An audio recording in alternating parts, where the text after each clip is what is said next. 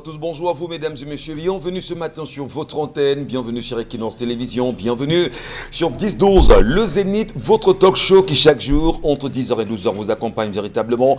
Et c'est un plaisir de saluer non seulement ce matin religieusement le peuple ivoirien qui s'apprête à recevoir dans les heures qui suivent Laurent Gbagbo, ex-président qui a été, on peut le dire, pendant quelques années hors du pays, qui a été bien évidemment devant la barre au niveau de La Haye.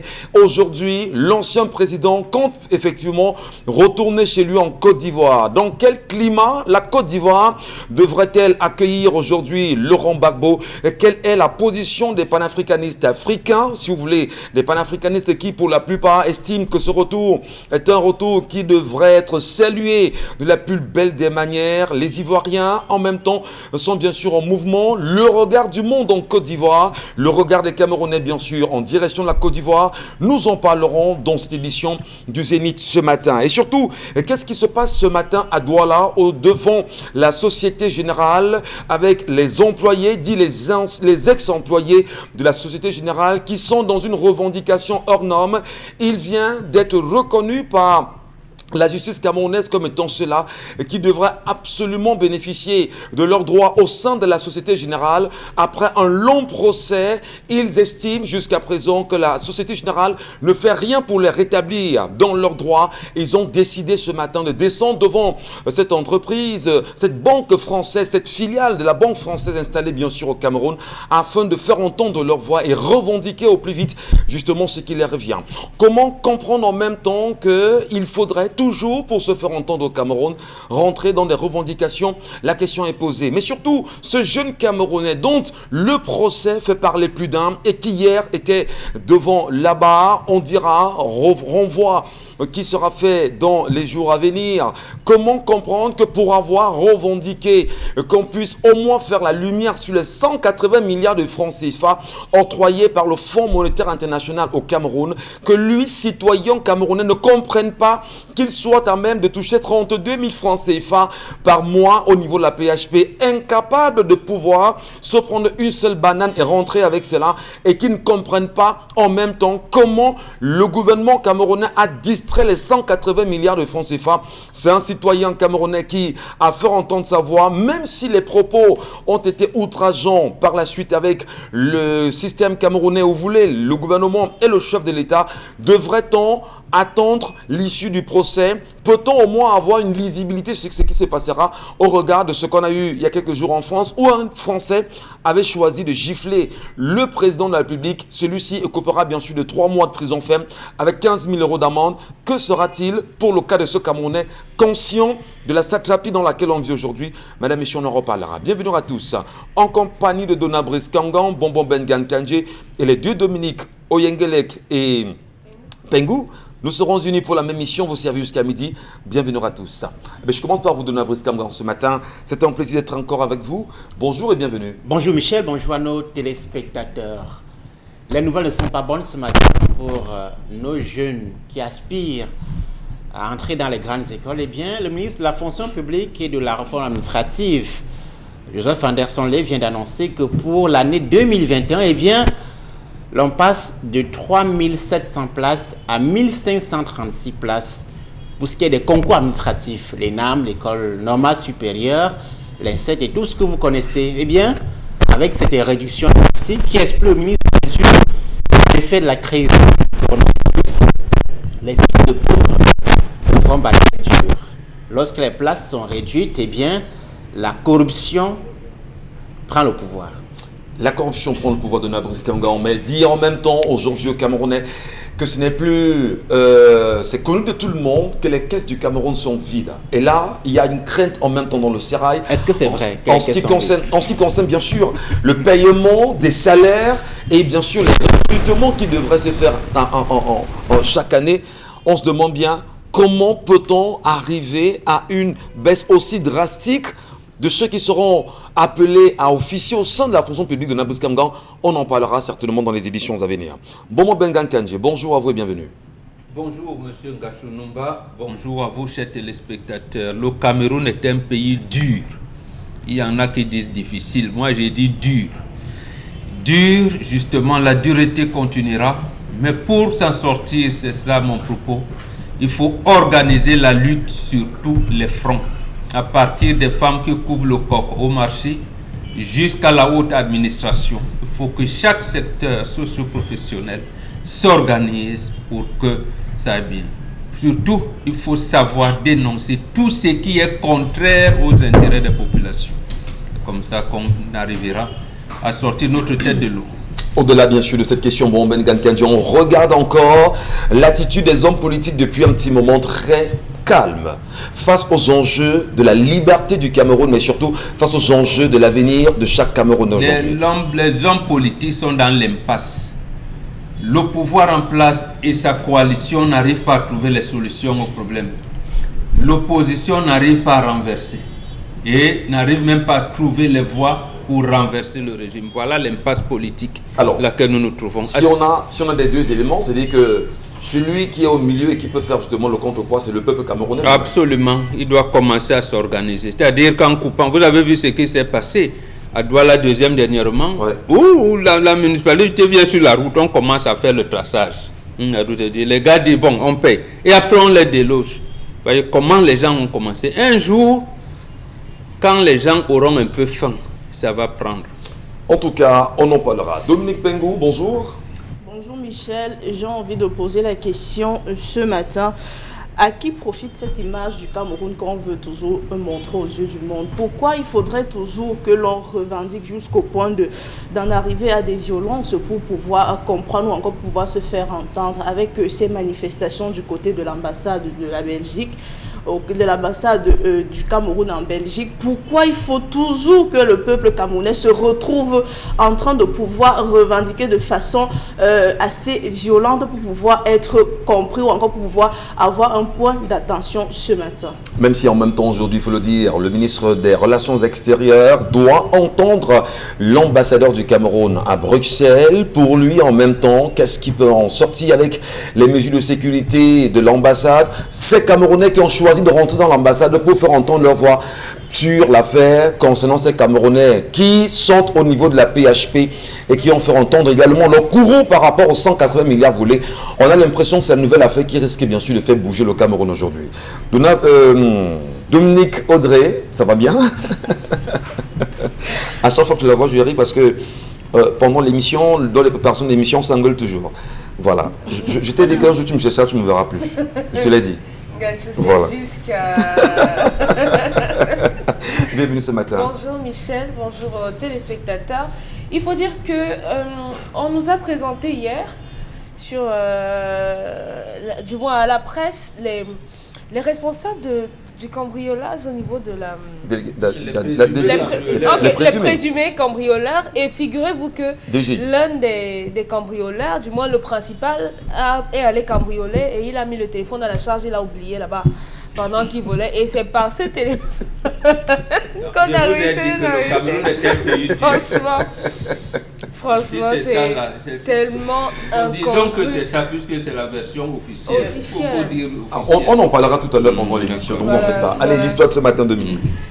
C'est l'histoire d'une jeune femme, on va l'appeler, bon pas Michel, Marcel, même Michel ça passe. Oui, il y a les Michel avec deux ailes. Voilà. Les Michel sont réputés sérieusement, change de prénom. Un blessé de gueule. Ouais. Marguerite, quelque chose comme ça. Voilà. Donc, il n'y a pas de prénom africain, elle ne s'appelle pas Naomi, elle s'appelle Non, une africaine n'est pas... C'est Marguerite, vous avez même des choses qui s'appellent Marguerite. Marguerite, elle dit qu'elle s'est mariée alors qu'elle avait 27 ans avec un homme qui avait 34 ans à l'époque, donc ça fait 10 ans. Et c'est 12 ans qu'elle s'est mariée. Et à l'époque, son mari, il faisait la ligne du Ghana, donc il faisait les affaires au Ghana, et il venait au Cameroun 2 fois par an au Cameroun. Donc, et de son côté, après le mariage, elle a continué ses études et elle a fait un concours qui devait la mettre en fonction. Malheureusement, son mari a dit à sa famille que non, vraiment, ça ne sert à rien qu'elle commence à s'investir dans cette formation-là parce que très prochainement, elle le retrouverait au Ghana. Marguerite dit que 4 ans après le mariage, malheureusement, il n'était plus question, du moins l'actualité sur son voyage n'était plus d'actualité, on n'en parlait plus et pendant ces 4 années d'attente, elle a donné naissance à ces 2 garçons, 2 magnifiques garçons qui malheureusement n'ont pas véritablement la chaleur paternelle parce qu'en un an, le mari pouvait faire simplement 9 semaines. Donc si un mois peut compter 4 semaines, on est sensiblement à 2 mois et demi par là. Donc en un an, le mari pouvait faire 2 mois et demi. Donc de façon parsemée, il venait, il partait, il venait et il partait. Donc elle dit que le stress et la solitude qui l'animait ont poussé son grand frère à décider de la renvoyer à l'école. À l'insu, sans l'aval de son mari. Lorsque son mari apprend qu'elle est retournée à l'école, il est un peu entré dans une petite colère, mais par orgueil, il a décidé de rembourser les frais que son grand frère avait payés pour qu'elle commence l'année et il a financé ses études jusqu'à ce qu'elle obtienne sa licence. Donc, elle a fait 3 années de plus à l'école. Son mari continuait les navettes. D'accord. Voilà. Et malheureusement, ou bien heureusement, elle a terminé, elle a eu sa licence et elle a eu un bébé. Son 3e enfant est né. Et sa 3e fille. Donc le monsieur allait quand même, il venait malgré sa formation. Oui, il venait. Voilà. C'est 9 semaines par an. Oui, il allait quand même, il venait, sachant quand même qu'elle est rentrée à l'école. Hein. Oui, puisqu'il a payé la 2e année et la 3e année. Donc, le il monsieur. Oui, son mari. D'accord. Donc, lorsque le grand frère a payé la première fois, il est venu, il a remboursé ce que le grand frère avait donné parce qu'il estime que c'est ma femme, vous ne lui payez pas les études. Et il a payé la 2e et la 3e année. Elle contracte dans la grossesse de son 3e enfant et elle dit Elle que... porte, en fait. Oui, pardon, sorry. Elle porte la grossesse de son 3e enfant et malheureusement, 2 ans de vie après, l'enfant meurt. Elle dit que l'enfant est né sans voir son père. On a même enterré l'enfant. Le père n'était pas présent aux obsèques de cet enfant. Donc, 10 ans après, elle n'a jamais vécu 3 mois successivement avec son mari sous le même toit pendant les 10 années de mariage. Et tellement la situation était... rien ne se passait bien comme elle voulait. Son grand frère a décidé de la faire voyager pour un autre pays. Je ne vais pas donner le pays exact. Je vais dire qu'elle allait au Bangladesh. Donc son frère a fait toute la procédure. Et ça fait 2 ans qu'elle est au Bangladesh. Là-bas, elle a rencontré quelqu'un. Et le monsieur est prêt à l'épouser. Sauf que lorsque son mari apprend... qu'elle est sur le point de rencontrer quelqu'un et qu'elle est là-bas, il revient et il lui dit non ma chérie, vraiment, tu sais, je t'ai toujours aimé, en fait j'étais toujours en train de me préparer pour venir te retrouver au pays pour rester avec toi, pour qu'on ait une vie, notre avenir et tout, donc vraiment s'il te plaît, je voudrais que tu m'attendre ou bien que tu reviennes et de toute façon sache que tu es toujours ma femme parce que je t'ai dotée et je t'ai épousée à la mairie. Donc la jeune dame aimerait savoir comment ça va se passer puisque le monsieur l'a dotée précédemment. La question en bon qu'elle posait, est-ce qu'on peut rembourser cette dot pour qu'elle puisse contracter un mariage cette fois-ci? Oui, pour qu'elle puisse avoir son mariage et comment faire? Est-ce qu'elle a la possibilité de repartir de zéro? Parce que le monsieur est prêt à lui donner un foyer. Merci beaucoup, Dominique Audrey. Oui. Merci beaucoup. Et on va bien sûr saluer, on va dire, toute la rédaction, toute la grande maison Equinox qui nous rappelle simplement oui, que Barbeau revient plutôt le 17 juillet. Hein, c'est important. On a renvoyé. 17 juin, oui. 17 juin, voilà. C'est mon camarade. Voilà, c'est Je jeudi. suis de l'organisation. Voilà. Hein? Je fais partie de l'organisation. Voilà, donc, et revenons dans 2 jours, jeudi dans 48 heures. Oui, voilà, merci. Et non aujourd'hui, parce que dans les on a... Ensemble, les prochaines heures, les gens pourraient penser que non. Voilà, c'est bien jeudi. Les prochaines heures, ça allait dans les jours, les heures qui arrivent. C'est beaucoup d'heures, 24 donc, heures. 48 heures. 48 heures. Voilà. Merci beaucoup pour le rectificatif. Et c'est justement ça, l'élément de complémentarité. Pour revenir justement à l'histoire de ce matin, vous l'aviez compris, on se demandait où était-il pendant tout ce temps. 10 ans quand même sans cette dernière. Elle rentre à l'école, il revient, rembourse l'argent, ce qui est normal. Mais entre-temps, il est important de dire qu'elle choisit de voyager. Et quelques années après, elle vient lui dire, il faut que tu rentres. Va-t-on dire justement que cette femme a vécu un calvaire et il faut la sauver, Dominique Audrey? Je commence par vous parce que vous avez échangé avec elle. Hein. Dites-nous concrètement qu'est-ce que vous avez dit. Moi, c'est vous qui aviez l'habitude d'être en contact avec des gens qui ont l'histoire. Comment vous avez analysé justement l'histoire? Quelles leçons vous en tirez-vous? Il faudrait Amadou Koumba, dans un de ses livres, du moins dans ce livre-là, il s'appelait Amadou Koumba, si je me trompe, c'est Birago Diop. il disait, l'on ne connaît l'utilité des fesses que quand vient le moment de s'asseoir. Ouais. Quand on n'a pas envie de s'asseoir, on divague comme ça, on monte, on descend, on ne sait pas à quoi ça nous sert. Cet homme, malheureusement, se rend compte de la femme patiente, douce, aimante et compréhensive, et tous les meilleurs qualificatifs qu'on peut attribuer à une femme, qu'il l'a perdue. Il a perdu cette femme qui était prête à tout. Elle a abandonné ses projets parce que lorsqu'il l'a rencontrée, elle avait une carrière, elle avait des objectifs de vie bien précis, bien établis. Elle a tout abandonné pour le suivre. Comme on dit au Cameroun, maman, j'abandonne mes études pour te suivre. Elle a tout abandonné pour suivre cet homme-là qui était devenu son mari. Elle a décidé de lui donner son corps pour que celui-là puisse être père. Et malheureusement, même lorsqu'elle a perdu son enfant, l'une des douleurs les plus atroces, elle n'était pas avec lui, du moins il n'était pas là pour pouvoir la consoler pendant cette épreuve difficile. La conclusion, j'ai posé la question à la dame, ne vous êtes-vous jamais dit que peut-être votre mari du Cameroun avait un autre foyer, une autre famille de ce côté-là du Ghana? Elle a dit qu'elle n'en savait absolument rien puisque son contact là-bas c'était exclusivement lui. Elle n'est jamais allée nulle part. Elle n'a pas, du moins avant que son frère ne la fasse voyager, elle n'avait pas les possibilités, entendre des papiers et tout, pour pouvoir aller retrouver son mari. Donc elle ne peut pas savoir comment est-ce que il vit de ce côté-là. Parce que de son côté, elle a eu des inquiétudes pour ce mari. Donc cette femme, moi je lui ai dit, 10 ans avec un homme et disons 3 maternités, c'est bien, vous avez accompli énormément dans votre vie déjà, mais puisque vos enfants ont quasiment 9, bientôt 10 ans, vous pouvez reprendre votre vie. Vous pouvez reprendre votre vie. Cet homme n'a pas le droit de vous empêcher d'être heureuse. Il n'a pas ce droit. Vous n'avez pas le droit de le laisser. Oui, on peut divorcer. Il n'a pas le droit de vous empêcher d'être heureuse. Vous êtes pour la promotion du divorce? Je ne suis pas pour la promotion du divorce, je suis pour la promotion du bonheur. Ouais. On ne veut pas, moi je ne suis pas d'accord avec les gens qui disent on reste marié simplement parce qu'il faut être marié, parce que les familles ont dit qu'il faut être marié et tout, alors que nous-mêmes au fond qui subissons cette histoire, on n'est pas bien. Voilà une femme qui, si elle n'avait pas le soutien et l'accompagnement de son frère, peut-être elle aurait fait une dépression. Et on va nous dire qu'au Cameroun, on ne sait pas, en Afrique, les gens ne font pas les dépressions. Vraiment, c'est peut-être simplement la folie qu'elle a développée. Pourtant, elle pouvait avoir un problème psychologique. Donc, heureusement, elle a un frère et une famille qui a su l'encadrer pendant ce moment. Madame, reprenez votre vie en main. Si vous êtes sûr que votre nouveau partenaire va bien s'occuper de vos enfants, pour être un bon père pour votre enfant, pour vos enfants sans bien sûr se substituer à leur père, madame, engagez les procédures du divorce et partez, parce que de toute façon, votre famille vous a donné leur aval lorsque vous êtes parti. Reprenez votre vie, vous n'avez que 37 ans.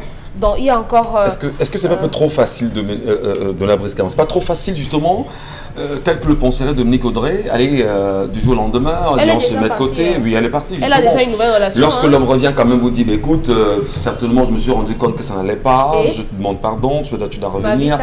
Dominique, tu parles. Tu vas revenir et puis on verra ce qu'il y a lieu de faire. Est-ce que c'est pas trop tôt pensé? Parce que son bonheur également peut chez ce monsieur. Qu'est-ce que vous en dites, Dona Boskangan? Les familles doivent apprendre à nos jeunes filles, aux enfants de façon générale, le sens de l'effort, le sens de l'initiative. Oui. L'homme n'est pas un guichet automatique de solution. Lorsqu'on se met avec un homme, on ne suppose pas qu'il a toutes les solutions aux problèmes qui peuvent se poser, notamment sur des questions d'ordre financier. Une jeune fille de 28 ans qui envisage se marier et qui suspend tout à la demande de son mari futile, et la famille adoube ça, il faut arrêter tes études, je ne veux pas que tu ailles à l'école, à 28 ans. Non, soyons sérieux.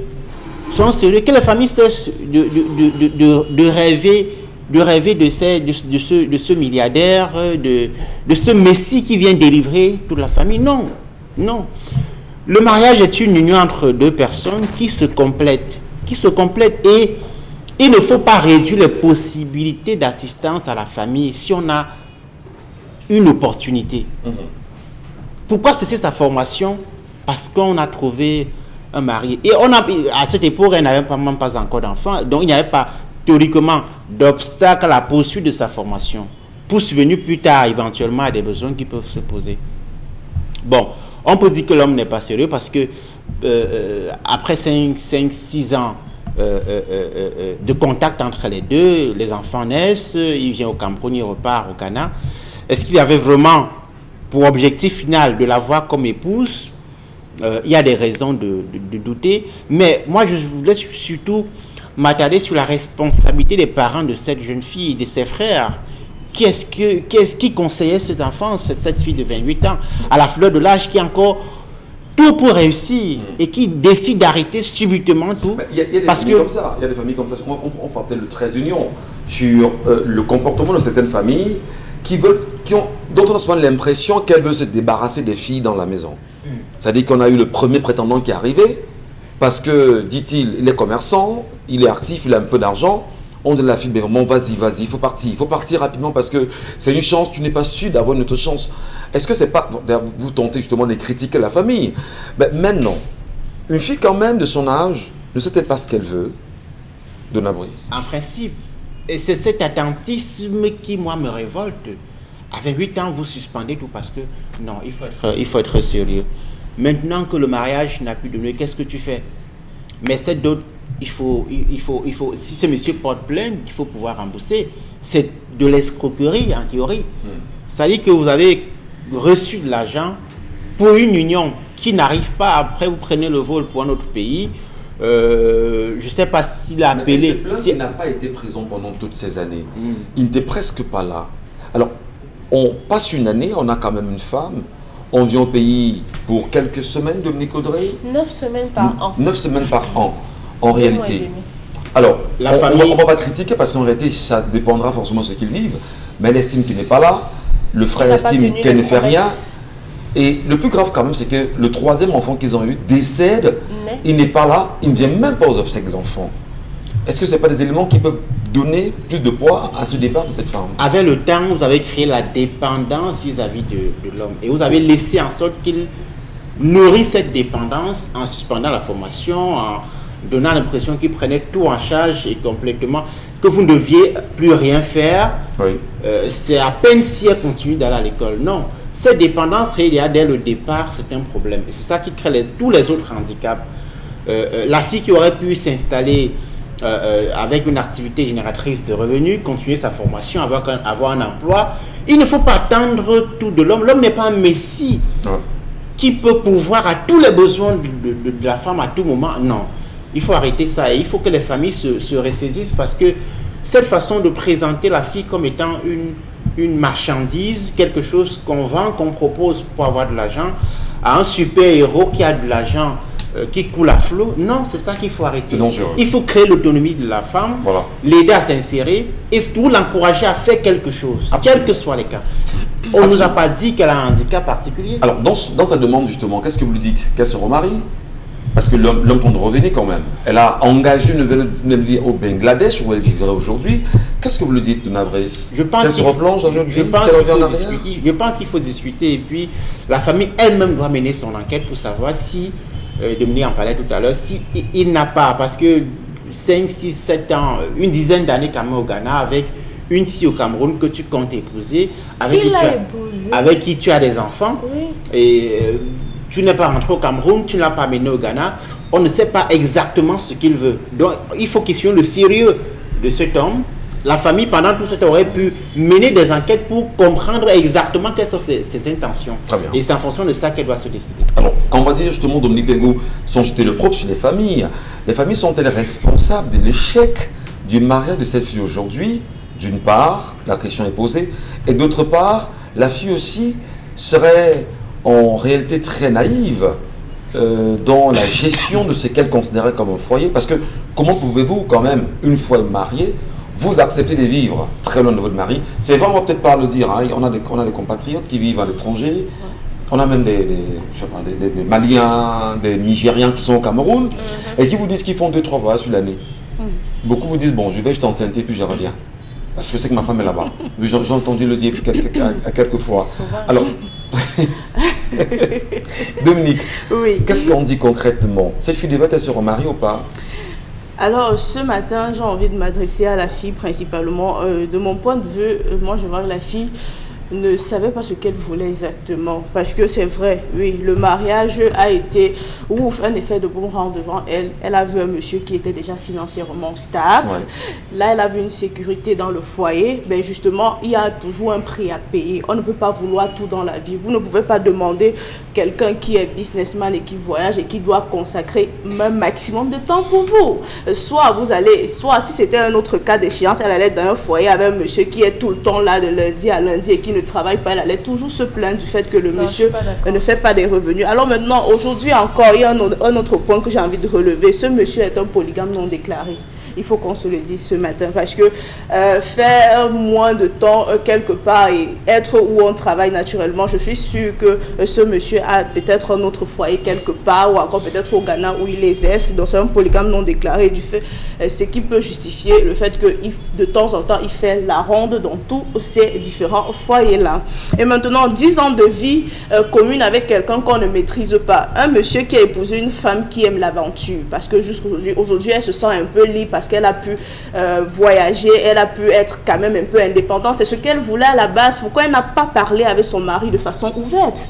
Monsieur, je ne suis pas le genre de femme qui va rester à la maison, qui va t'attendre le temps que toi tu ailles faire tes affaires et revenir pour m'enceinte entre guillemets. Moi, j'aimerais t'accompagner dans ces affaires-là. J'aimerais être une aventurière ou encore j'aimerais poursuivre naturellement parce que je vais un peu supporter ce que Donald disait. C'était ça le projet en fait. Le monsieur n'a justement pas tenu les promesses, les engagements d'après le mariage. Et qu'est-ce qu'elle fait, elle? Bon, elle a attendu son mari, non? C'est pas ça être une bonne femme. Maintenant, il n'a pas tenu les engagements dès le départ. Et le frère a pris la responsabilité de continuer à payer la formation. Mais quand ce monsieur est revenu, il a constaté que justement sa femme voulait continuer une formation. Il a fait quoi? Il a payé. Il a justement assumé la continuité. Ça veut dire que si elle avait pris le temps de parler avec son mari vraiment de façon terre à terre, monsieur, je suis là, oui, j'ai envie d'être l'épouse parfaite que tu veux, mais ça n'exclut pas le fait que je veuille bien continuer mes études, avoir bien un boulot ou encore pouvoir m'occuper parce que tu n'es justement pas là à temps plein. Alors le fait de rester ici me plonge dans l'anxiété ou encore me plonge dans un sentiment d'abandon, encore de désarroi. La dépendance. Il fallait que cette fille s'exprime vis-à-vis de l'homme. Oui, par exemple, il fallait que cette fille s'exprime de façon claire parce que même aujourd'hui, celui qu'elle va rencontrer quelque part demain, quand il y aura un petit problème, elle va se plaindre, elle va se dire, c'était mieux celui qui n'était pas là constamment, mais qui me galvait quand même de cadeaux ou encore de tout ce que je voulais parce que jusqu'ici, en 10 ans de mariage, elle n'a manqué de rien. Elle a été comme une petite princesse dans son foyer. Elle n'a manqué de rien, elle a été encadrée, elle a été bien formée. Ce qui manquait peut-être, c'était la présence physique. La petite virgule justement, puisque le regard que l'on porte sur les familles. Oui. Les familles sont-elles fautives? Le grand frère peut-être a compris. Et il s'est dit, bon d'accord, je vais réencadrer ma petite sœur en lui payant à la fois sa formation, en lui permettant, en m'occupant d'elle. Oui. Et a compris plus tard au moins ce qu'il fallait sortir de ce pays et l'a ramené où il se trouve le Bangladesh, le pays d'emprunt dont on a pris. Est-ce qu'on va dire que la famille s'est rendue compte de l'échec ou des erreurs qu'elle aurait commises au départ? Fort heureusement, il y a toujours une ou deux personnes au sein de notre famille qui prendra toujours le temps de pouvoir nous observer ou encore de pouvoir nous ramener à l'autre. Les familles, je vais les dire, peut-être elles sont fautives, mais à pourcentage réduit parce que nous aussi les femmes, quand on va en mariage, parfois, surtout un mariage assez fructueux entre guillemets, on a tendance à oublier qu'est-ce qu'on met dans on a tendance à oublier d'où on vient. Un mariage où tout est stable, on ne manque de rien. On a tendance à oublier d'où on vient. On peut faire un procès aux gens qui rencontrent des hommes qui ont déjà de l'argent. Non plus. Le procès va se faire au niveau de la gestion. Maintenant, oui, on rencontre quelqu'un qui a tout ce qu'on recherche. Maintenant, c'est à nous de pouvoir manager au sein du foyer. On ne peut pas tout avoir. Vous ne pouvez pas demander à un homme de lâcher son emploi et venir rester à plein temps avec vous. A contrario, il devrait, après le mariage, prendre la jeune fille et la ramener au Ghana. C'était ça le projet. Et la famille, justement, les a accompagnés dans ce sens. Il faut justement peut-être départager. Hein? Il faut peut-être donner l'orientation nécessaire. Qu'est-ce qu'on dit pour cette fille, d'une part? Il y a eu des erreurs au départ? Certainement oui. Les familles, peut-être aussi oui. Son mari, probablement. Maintenant, il faut se remettre sur un chantier d'une vie normale et l'achever bonnement. Qu'en dites-vous? Mais dans une vie normale, lorsqu'elle a déjà choisi son chemin, elle est partie. Ouais. Non, il faut dire que la chose principale, c'est que la famille de la fille était divisée pour le mariage qu'elle a contacté avec le père de ses enfants. sa famille était divisée en ceci que il y en a qui voulaient qu'elle parte, qu'elle reste en mariage et que probablement on pourrait se retrouver avec son mari un jour. Et ce grand frère était contre. Il était contre lui, il ne voulait pas que sa fille et sa sœur aillent en mariage là-bas. C'est pour ça, et apparemment, cette fille est liée à ce frère-là. Donc les deux, ils ont commencé à concocter leur plan. Donc il intègre, il s'ingère, il s'immixe dans le mariage de sa sœur en disant, elle souffre, moi je ne peux pas. Voilà. C'est pour ça qu'elle paye. La courtoisie, parce que précisément le mariage, si on veut rechercher le bien-être, le bonheur de sa sœur, on peut appeler son beau-frère, ou alors les rares fois qu'il vienne ici, mon beau, il y a. Comme tu n'as pas, moi je.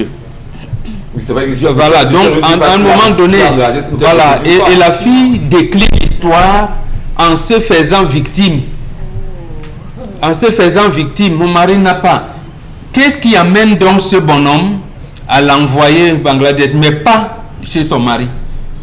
Si tel est qu'il peut payer le billet d'avion, tu ne vas pas me dire, mais va retrouver ton mari. Va au Ghana Va retrouver ton mari. C'est qui va le faire. Est-ce que le mari ne l'a donc pas fait. Le grand frère a préféré l'envoyer ailleurs. Oui. Et maintenant sollicite qu'on divorce. Jeune homme ne divorce pas. Ne reprend même pas la dot. Justement, parce que c'est cela. C'est ce qu'on appelle complexité. Le mariage, c'est l'apprentissage de la gestion des contraires. Le mariage n'est de la gestion des contraires. Oui. Ces contraires, ça se décline en 3 étapes. Il y a la période d'acclimatation, vous connaissez. Il y a la période de soupçon. Et il y a la période, j'allais dire, où les enfants sont partis. Vous vous retrouvez. D'assistance. C'est pour ça qu'on parle d'assistance et d'accompagnement. Lorsque les enfants seront grands, vous vous retrouvez encore à 2. Voilà. Quelquefois, c'est maman qui va accoucher tel parce que tel veut accoucher parce que. Et ils n'ont pas intégré ces données-là. Et ce grand frère est venu encore perturber. Il n'est pas venu aider sa sœur. Il n'est pas venu aider sa sœur. Et le garçon, justement, qui vient, il demande pardon. Non, il n'y a pas à demander pardon, mon fils. Demande d'abord, à aucun moment, la fille nous parle du comportement du père de famille. D'accord. De là où elle est entrée. Pourquoi elle parle je? À ce moment, tu ne prends pas la dot. Tu dis amener à ta famille, quel divorce qu'elle aille, et maintenant les enfants qu'elle a, qui portent ton sang, elle les porte, elle fait ce qu'elle veut. Mais toujours est-il qu'elle va perturber l'éducation de ces enfants-là. Mais justement, parce que l'histoire ne nous dit pas si véritablement le frère a tenté d'avoir une médiation. Mais elle n'a si elle a tenté, puisqu'elle voulait, la fille voulait. 5 ans d'attente, où on attend le fameux, le Jésus beau-frère, il ne vient pas. Mais il est déjà beau-frère, ce n'est pas Jésus. C'est à lui de se plier. C'est à lui de vous voyez, donc il est déjà marié, c'est la femme de quelqu'un, ma fille. Vraiment. C'est la femme de quelqu'un. Les filles là sont les enfants des gens aussi. Je ne dis pas non. À ce moment, la famille qui l'a envoyé en mariage recadre la famille qui est venue prendre leur fille. En commençant par le chef de famille, ensuite par le beau-fils qui a un comportement qu'on estime ne pas être bien. Merci. Ne prend pas la dot. Et reste là-bas si elle veut. Merci infiniment Dominique Mbambok, Dominique Pengou et Donabris Kamgang, puisqu'on parle de vous Donabris Kamgang dans un instant, madame, monsieur, tout de suite, la colère qu'il signe pour nous.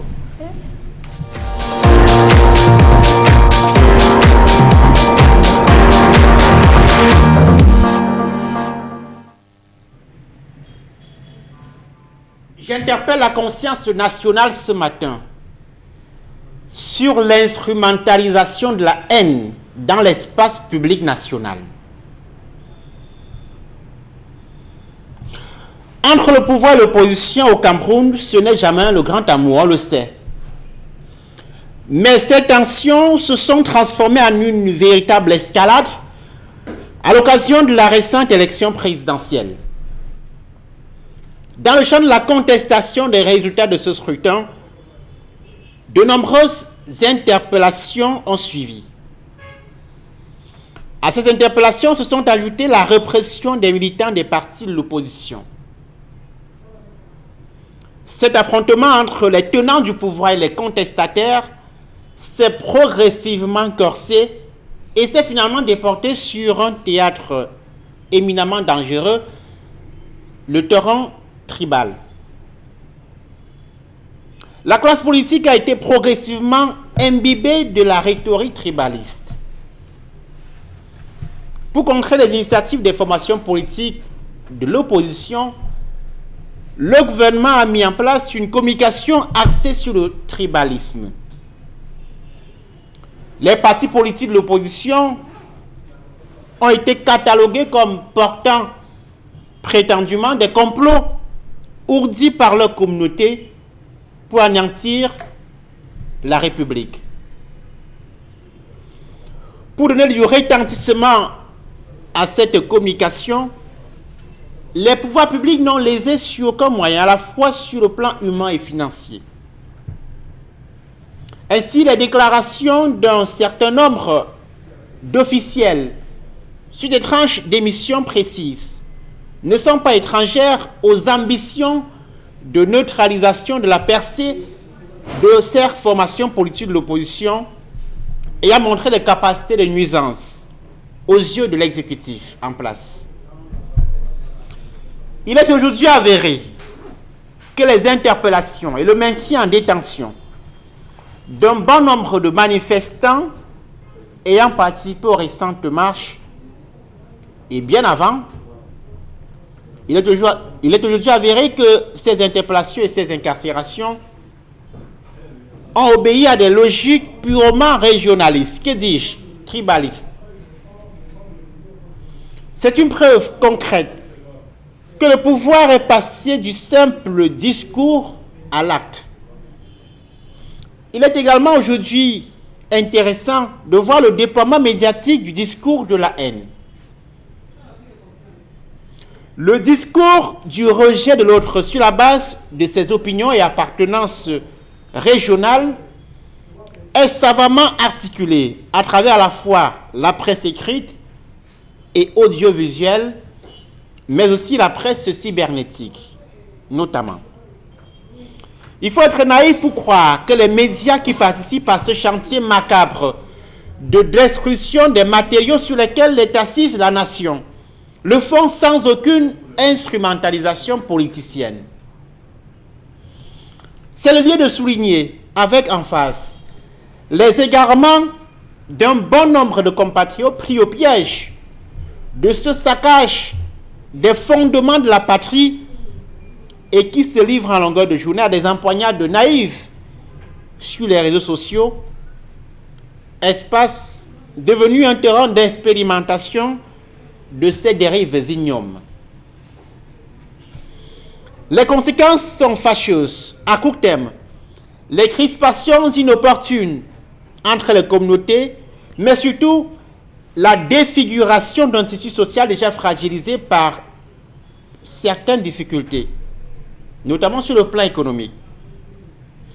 L'incorporation de ce poison appelé tribalisme dans le corps social au Cameroun remettra en cause l'indispensable cohésion nationale, sans laquelle une nation aussi hétérogène que le Cameroun pourrait chavirer.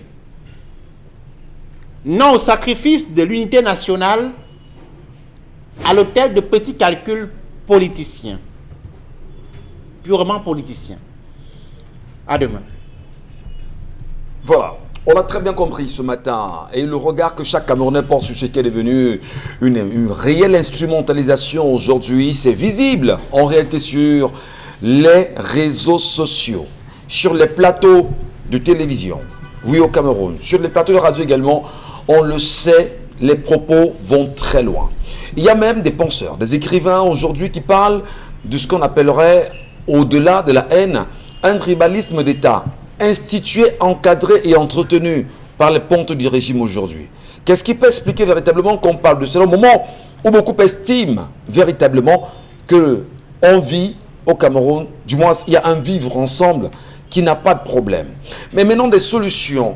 À quoi nous servent les nombreux organismes mis en place pour pouvoir lutter efficacement contre la haine, la montée de la haine, que ce soit sur la toile, que ce soit sur les plateaux de radio et télévision, et on s'en souvient des propos qui ont été les plus durs et les plus choquants, on va dire envoyés par quelques personne aujourd'hui. On va certainement chercher des solutions. Bombok, Dominique et Donabris, des solutions pour pouvoir arrêter la saignée. La haine déjà, on le sait tous, c'est initié par l'État, encadré par l'État, et surtout les propos qui frisent la division, le tribalisme.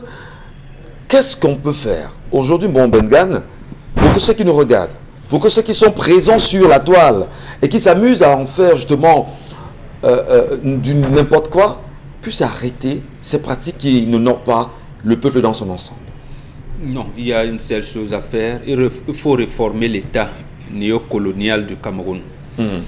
Ou on peut le dire, il faut sortir de l'enclos colonial français au sein duquel nous nous trouvons. Et tout. Le problème du tribalisme ne date pas d'aujourd'hui.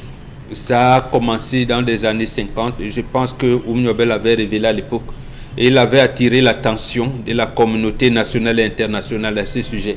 Donc ce qui se passe en fait, c'est la conséquence d'une construction qui a été élaborée par la puissance tutélaire qu'est la France. Et c'est d'ailleurs pour cette raison que en décembre 1951, c'était le 14 décembre, il avait fait ce discours au cours de leur congrès en disant, par exemple, que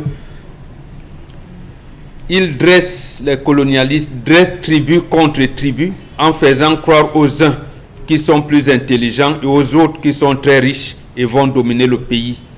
Les uns et les autres croient naïvement à cela et se livrent à des vaines luttes intestines qui aboutissent finalement à la ruine de tous. Et le seul qui profite, c'est le colonisateur. Ils dressent chef contre intellectuels en faisant croire aux uns qu'ils sont les détenteurs de la tradition et que le pouvoir leur revient. Aux autres qu'ils sont comme les blancs et que c'est à eux que revient le privilège de la civilisation moderne. Mais les colonialistes ne croient ni au pouvoir du chef, ni à l'intelligence de l'élite et de l'homme dit évolué. Ils cherchaient tout simplement à puiser dans la haine de ceux-là le plus de profit et le prolongement de la misère de tous. Donc voilà ce que Oumou Nobel disait ce 14 décembre 1951 à Kumba, au cours du congrès de l'UPC. Donc on parle des années 50. Oui, et là, tout vous à insistez fait sur le tribalisme. Absolument. Alors, on est passé du tribalisme à la haine quand même, qui est viscérale. Parce qu'il se passe quoi donc? Puisqu'on sait, tout le monde connaît que le Cameroun n'est pas indépendant véritablement. Donc il était question qu'avec les accords de tutelle signés avec l'Organisation des Nations Unies en 1946, le Cameroun devait se réunifier. L'ONU a refusé. Vous allez remarquer que dans la partie anglophone, là, ils écrivaient Cameroun avec K. Leur parti c'est KNDP, KUNDP, KKK, One Cameroun, K toujours. Lorsqu'arrive donc la réunification en 61, le sentiment nationaliste revient, étant entendu que la même ONU avait divisé. Le pays avait pris une portion, on envoyé au Gabon, une autre on envoyé au Nigeria, ainsi de suite. On a disséqué le Cameroun comme ça. Et qu'est-ce qu'il fallait faire? Le sentiment nationaliste revenait. On l'a donc détruit le 1er septembre 1966 en apportant un slogan bidon. L'unité nationale. Qu'est-ce qu'on met dans l'unité nationale? Il n'y a pas de contenu. Rien, il n'y a pas de contenu. Voilà. Donc, en fait, c'est la conséquence de tout ce qui a été fait à l'époque. Après, vous voyez donc les termes qui jaillissent. L'axe nord-sud. L'axe nord-sud. Bon, vous voyez, ça veut dire quoi? Il n'y a pas de contenu politique. Maintenant, la devise paix, travail, patrie. Qu'est-ce que la patrie? Qu'est-ce que l'appel au travail? C'est quoi? Vous voyez donc que dans la construction de ce qu'on appelle unité nationale, il s'agit d'abord de vider la zone anglophone de son contenu. L'entreprise Guinée sans publicité était dans la zone anglophone. On l'a déportée ici. Pourquoi? Bon, la seule raffinerie qu'on a. Pourquoi on fait un pipeline pour partir de Victoria, bon, que vous appelez Limbé, pour ici? Bon, vous voyez comment ça a été déconstruit. Il y avait d'ailleurs une compagnie aérienne là-bas qu'on a dissous. Ils avaient une compagnie d'électricité qu'on appelait Powacam, qu'on a dissous. Au lieu de l'intégrer à la SONED, à la création, on l'a dissous. Maintenant, le reste du pays, je vais dire ça déjà, ça crée des frustrations au sein de la famille anglophone. Maintenant, les autres, on commence à vous dire, On a nommé 48 préfets, c'était 48 à l'époque. Oui, il y a 3 anglophones, mais on dit 4 Béti, 2 Bassa, 3 Bamleke, 1 Bamou. Mais pourquoi on compte comme ça, et alors que les anglophones aussi ont des tribus? Voilà. Pourquoi ne pas revenir si tant est qu'on veut, j'allais dire, l'équilibre régional? On redresse donc ça de cette manière, ou même entre les grands groupes ethniques ou tribaux. L'autre chose, et je termine par là, justement, ça arrive parce que on n'a pas su négocier l'entrée dans la République. L'État du Cameroun est né par un décret français, un certain avril 1957, et c'est là où on en est. Quand vous avez donc les gens qui pérennisent le comptoir colonial, ils vont donc surfer sur ces divisions-là, sans y mettre un bon contenu, et c'est ça qui arrive même au baccalauréat, quand vous entendez là, donc les réseaux commencent à perpétuer, ainsi de suite, ainsi de suite. On vous a très bien compris, Benga, sur la question, mais en regardant les Camerounais aujourd'hui, on se demande, est-ce que beaucoup ne confondent pas l'État à la tribu? Dominique Audrey, est-ce que beaucoup ne confondent pas l'État à la tribu? Parce qu'en réalité, on se rend compte qu'il y en a qu'on manipule sur les réseaux sociaux et qui ressortent simplement les questions des tribus. L'État appartient à tous les Camerounais, du nord, du sud, de l'est, à l'ouest, du centre, tout le monde. Pourquoi est-ce que des gens instrumentaliseraient d'aucuns en mettant la tribu devant, tout en leur amenant à croire que l'État appartient à la tribu et non à tous les Camerounais? Je ne sais pas si j'ai bien compris votre Vous avez très bien question. compris. Je ne suis pas sûre d'avoir bien compris. Je peux reprendre simplement. Oui, allez-y, c'est qu'on se rend reprenez. compte qu'il y en a qui mettent la tribu devant en permanence et qui attisent la haine sur les réseaux sociaux. Alors, est-ce qu'il n'est pas temps de rappeler à ceux-là réellement que l'État appartient à tous les Camerounais et non à une tribu ou à des tribus? Mais si on en arrive là, c'est simplement parce que les personnes donc, qui dirigent justement l'État dont vous parlez mettent en avant leur tribu. Et par conséquent, ceux qui ne sont pas au niveau des pôles de décision dans cet État-là se sentent stigmatisés parce que c'est l'argument qu'on va vous donner. Beaucoup se plaignent de ce que lorsqu'ils arrivent dans des endroits publics, dans des administrations publiques où on est censé rendre des services publics, on vous parle en une langue que vous ne comprenez pas.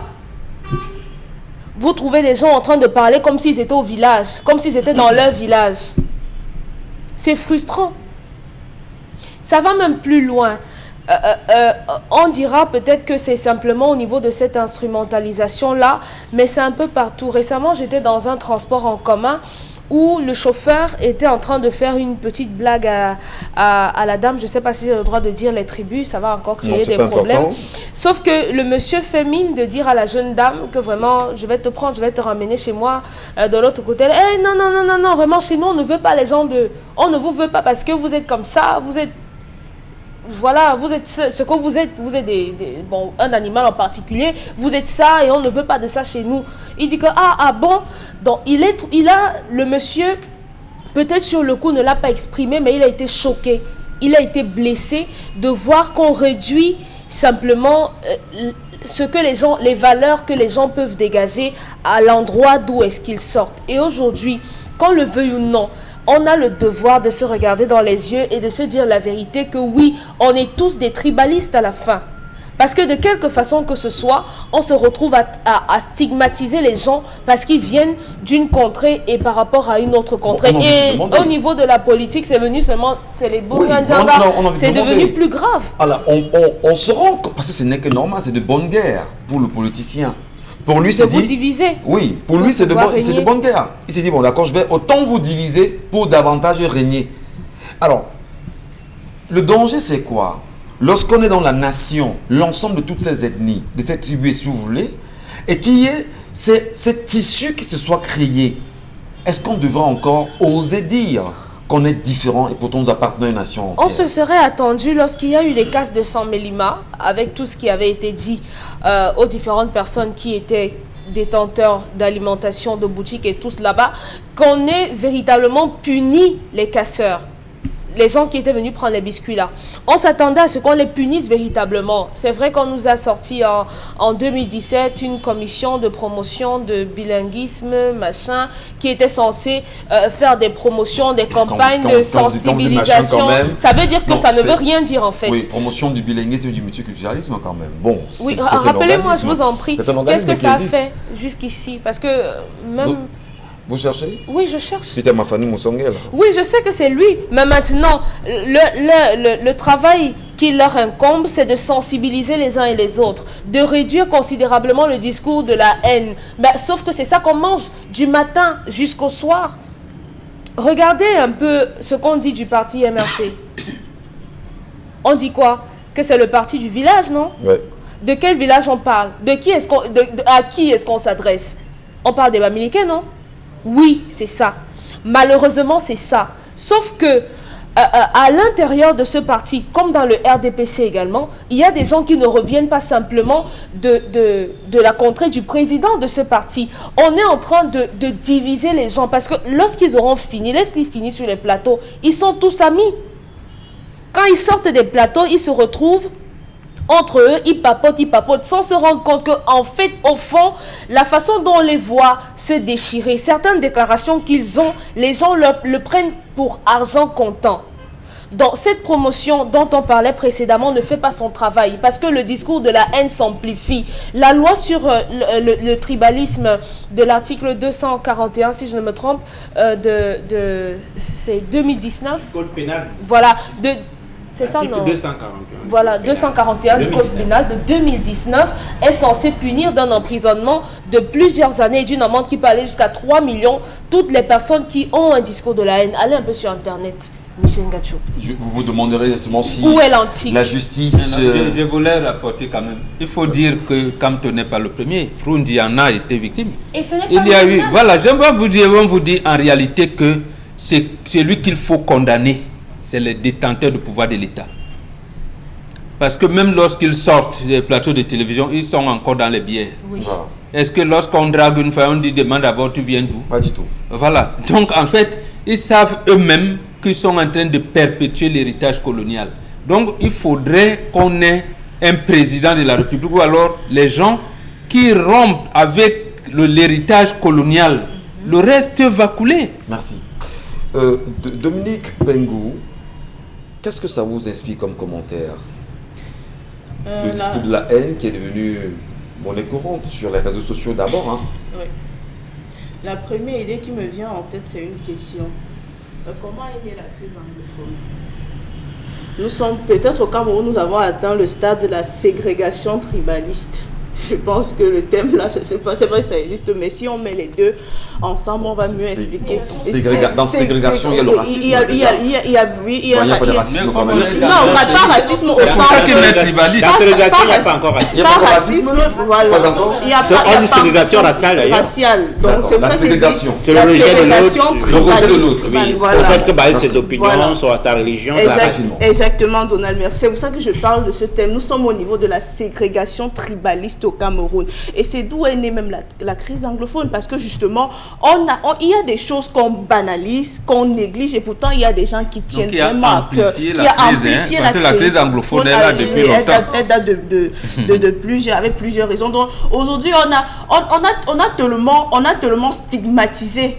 On a tellement mis des emprunts sur des tribus, sur des appartenances, comment je vais dire, communautaires, que parfois même il y a des choses qu'on a envie de faire, mais on se dit c'est parce que j'appartiens à X ou à Y, je ne peux pas les faire. Quand vous arrivez dans des offices publics, ou encore, je prends un exemple, lorsque je faisais ma carte nationale d'identité dans un commissariat de la place de la ville de Douala, quand j'arrive dans un commissariat et puis qui était dirigé par une personne, par un commissaire, je ne vais pas citer le nom ni la tribu, pas du tout vraiment, mais je vous assure, ce monsieur a pris la peine de recevoir d'abord donc quand il prenait une liste, si votre nom a un nom qui appartient à son village, il prend la peine de vous recevoir, peu importe l'heure d'arrivée. Et on sait bien que pour faire une carte nationale d'identité, il faut arriver dans un commissariat pratiquement à 5h du matin pour pouvoir effectuer une liste et attendre qu'on passe à votre tour. Mais je vous assure, j'ai fait 2 jours parce que je suis arrivée, je vais dire un exemple, lundi à 5h.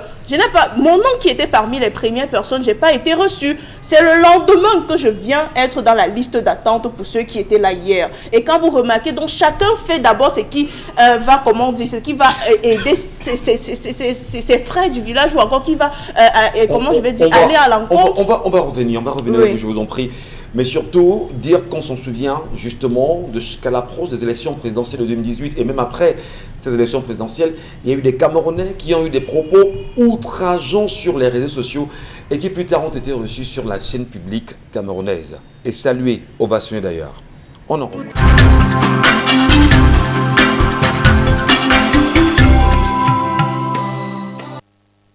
Mesdames, Messieurs, pour cette deuxième partie de 10-12, le Zénith, merci de vous installer confortablement. Et comme vous le savez, en même temps, l'émission se poursuit avec vous. Le regard que beaucoup de Camerounais portent aujourd'hui sur ce qui s'est passé ce 14 juin à l'ambassade du Cameroun à Bruxelles impose bien sûr au ministre des Relations extérieures à mener une rencontre ce matin avec l'ambassadeur de Belgique au Cameroun pour revoir quand même les questions de sécurité de l'ambassade du Cameroun en Belgique aujourd'hui. Qu'est-ce qui s'est réellement passé ? Pardon ? Oui, elle a eu lieu justement, il y a la rencontre. Est-ce qu'on devrait avoir autant peur, hein? On est quand même en train de se demander ce qui s'est passé.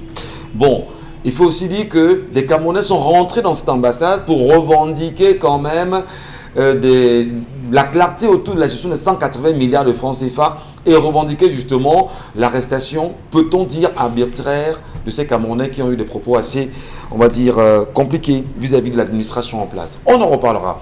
Alors, pour revenir sur la question de la haine viscérale perceptible sur les réseaux sociaux, notamment Dominique Pengou, vous semblez justement tout à l'heure nous donner quelques éléments, même si vous avez fait une approche avec la crise anglophone aujourd'hui, vous n'avez pas de ségrégation ethnique, c'est ça. Voilà. Voilà. Mais maintenant, quelles sont les solutions que vous préconiserez pour qu'on puisse en sortir véritablement? Qu'est-ce qu'on peut faire?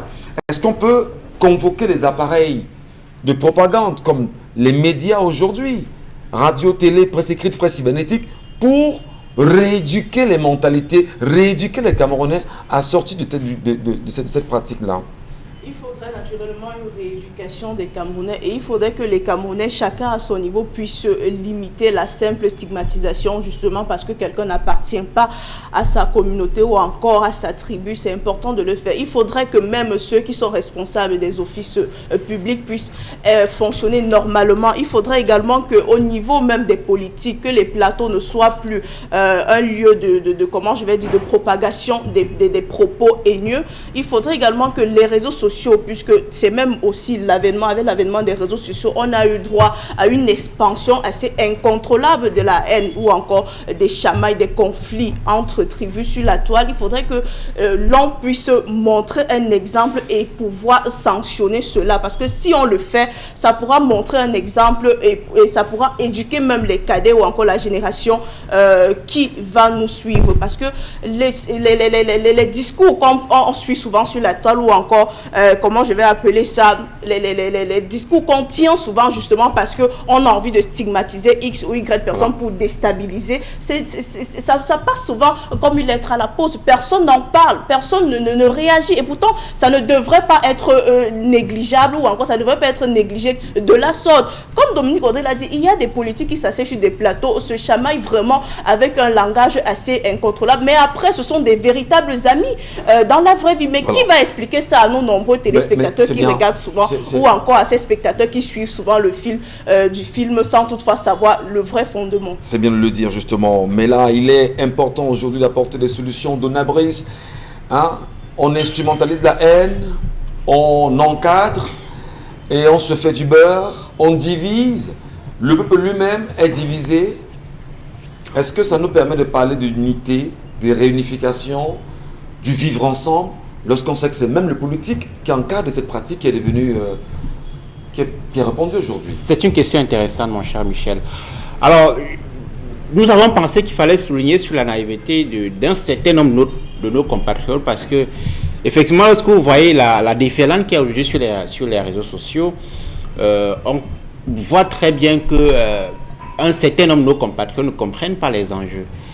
Il ne me semble pas que le Camerounais de Niété, dans l'océan, ou Novomeca, dans l'Anvila, ait de l'aversion pour son compatriote de Tokombéré dans le Mayo-Sava, à l'extrême nord du Cameroun. Non.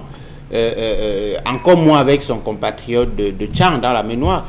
Je prends ces localités par hasard. Non, il se trouve simplement que les élites, le pouvoir central a choisi de nous diviser pour mieux régner. Nous avons insisté sur le rôle de l'État parce que il faut toujours revenir à celui qui est le régulateur de la vie sociale, c'est-à-dire l'État. Sa communication est à la fois curieuse et ambiguë. Vous avez été témoin ces dernières années des interventions, des communications bien conçues d'un certain nombre d'acteurs officiels, c'est-à-dire nos représentants, ministres délégués, hauts fonctionnaires, qui, dans des canaux de communication, canaux médiatiques précisément, ont tenu des discours stigmatisants à l'endroit de telle ou de telle communauté, sans être rappelés à l'ordre par les officiels qui sont censés être les garants de la cohésion nationale. On allait plus loin quand même de notre brise, parce que, puisqu'on le dit, c'est parce qu'on chercherait à ce qu'au niveau du Cameroun, que chaque Camerounais se sente fier de vivre avec son frère camerounais, sa sœur, son frère, du nord, du sud, de l'est à l'ouest, qu'il n'y ait pas de division. Lorsque l'on sait qu'il y a eu des Camerounais, au lendemain des élections présidentielles de 2018, puisqu'on est en 2021, ça fait 3 ans déjà quand même, qu'il y ait eu des gens qui ont eu des propos assez durs sur certains Camerounais, mais qui ont été encensés, reçus sur les plateaux de télévision camerounais, notamment sur la chaîne publique nationale. Est-ce qu'on n'est pas en droit de se demander si effectivement l'État n'est pas complice de ce jeu qui semble être pernicieux pour chacun? C'est de cela que nous parlons, mon cher Michel. L'État est le régulateur. L'État est censé montrer les preuves d'objectivité et de franc jeu le maximum possible qu'il peut. Et dans ce cas-ci précisément, le rôle de l'État est justement questionnable. Je parlais de la communication des officiels. On peut également rappeler que le Cameroun a depuis, et Dominique Audrey le disait, depuis la fin d'année 2019, le Cameroun a réformer son code pénal qui n'intégrait pas les propos tribalistes et de rejet de l'autre sur le simple fait de ses appartenances religieuses, ethniques ou tribales. Depuis la fin de l'année 2019, le Cameroun a incorporé dans son code pénal une disposition qui punit le discours de haine tribale, religieuse et tout ce que vous voulez. Mais il ne me semble pas qu'entre 2019 et 2021, alors qu'à l'époque on avait pensé que le pouvoir veut monter d'un cran dans la lutte contre ces discours de haine, on n'a pas, depuis cette année-là, depuis la fin de l'année 2019, entendu qu'un compatriote a été interpellé pour des propos malveillants, dégradants, stigmatisants pour tel ou tel autre compatriote en raison de ses origines tribales. Très bien. Un dernier élément, des informations de plus en plus concordantes font état de ce que, y compris dans le nord-ouest et le sud-ouest, que dans le nord-ouest, par exemple, il y a les départements qui sont connus où nos compatriotes, Bororo par exemple, sont installés, qui sont dressés contre les compatriotes au niveau local pour tenter d'anéantir la crise. Des moyens tordus comme ceux-là sont utilisés dans plusieurs autres localités, dans le fait de mettre en difficulté. On a la commission. On va y revenir, je termine rapidement, Michel.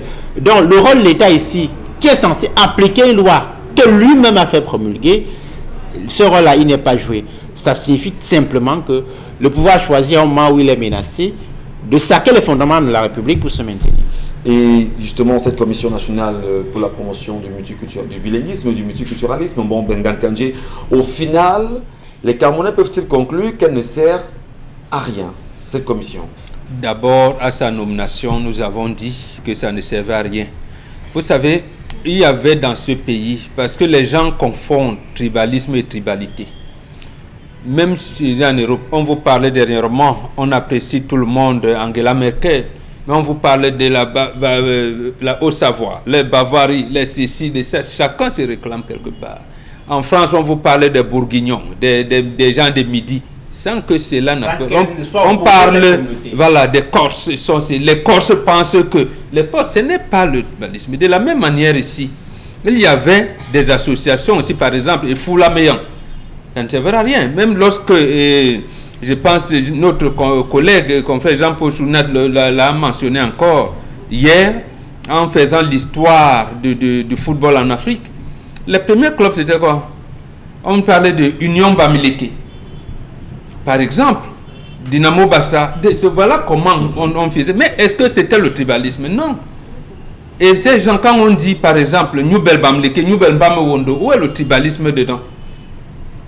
Ce n'est pas le tribalisme, mais justement le fait pour l'administration coloniale de n'avoir pas laissé les nationalistes gérer la tribalité, qui est un élément essentiel dans les études anthropologiques et sociologiques, a fait aujourd'hui qu'on pense que c'est seulement en politique qu'on doit avoir son émergence, et quand on s'investit dans la politique, ce sont ses frères et ses sœurs. Non, ce n'est pas comme ça. En fait, ça a été fait exprès. Et c'est sur cette raison qu'on l'instrumentalisation à laquelle vous faites allusion, et vous avez raison, revient donc en ceci que chaque fois qu'un leader politique veut parler ensemble, nation, on commence à l'étiqueter. Mais comme le peuple n'est pas formé politiquement, formé, et voilà, bon, les gens commencent à avoir les restrictions. C'est la même chose qui se passe à l'université. Comment vous pouvez imaginer qu'au Cameroun, nous avons 8 universités d'État apparemment? Oui. Avec une seule association, l'association de la défense des droits des étudiants. l'ADEC. On ne permet pas que cette association puisse se déployer. Mais on fait la promotion des associations à caractère régional. Association des étudiants Sawa, association des étudiants du Grand Ouest, association des étudiants du Grand Bam, association des étudiants de la Grande Sanaga.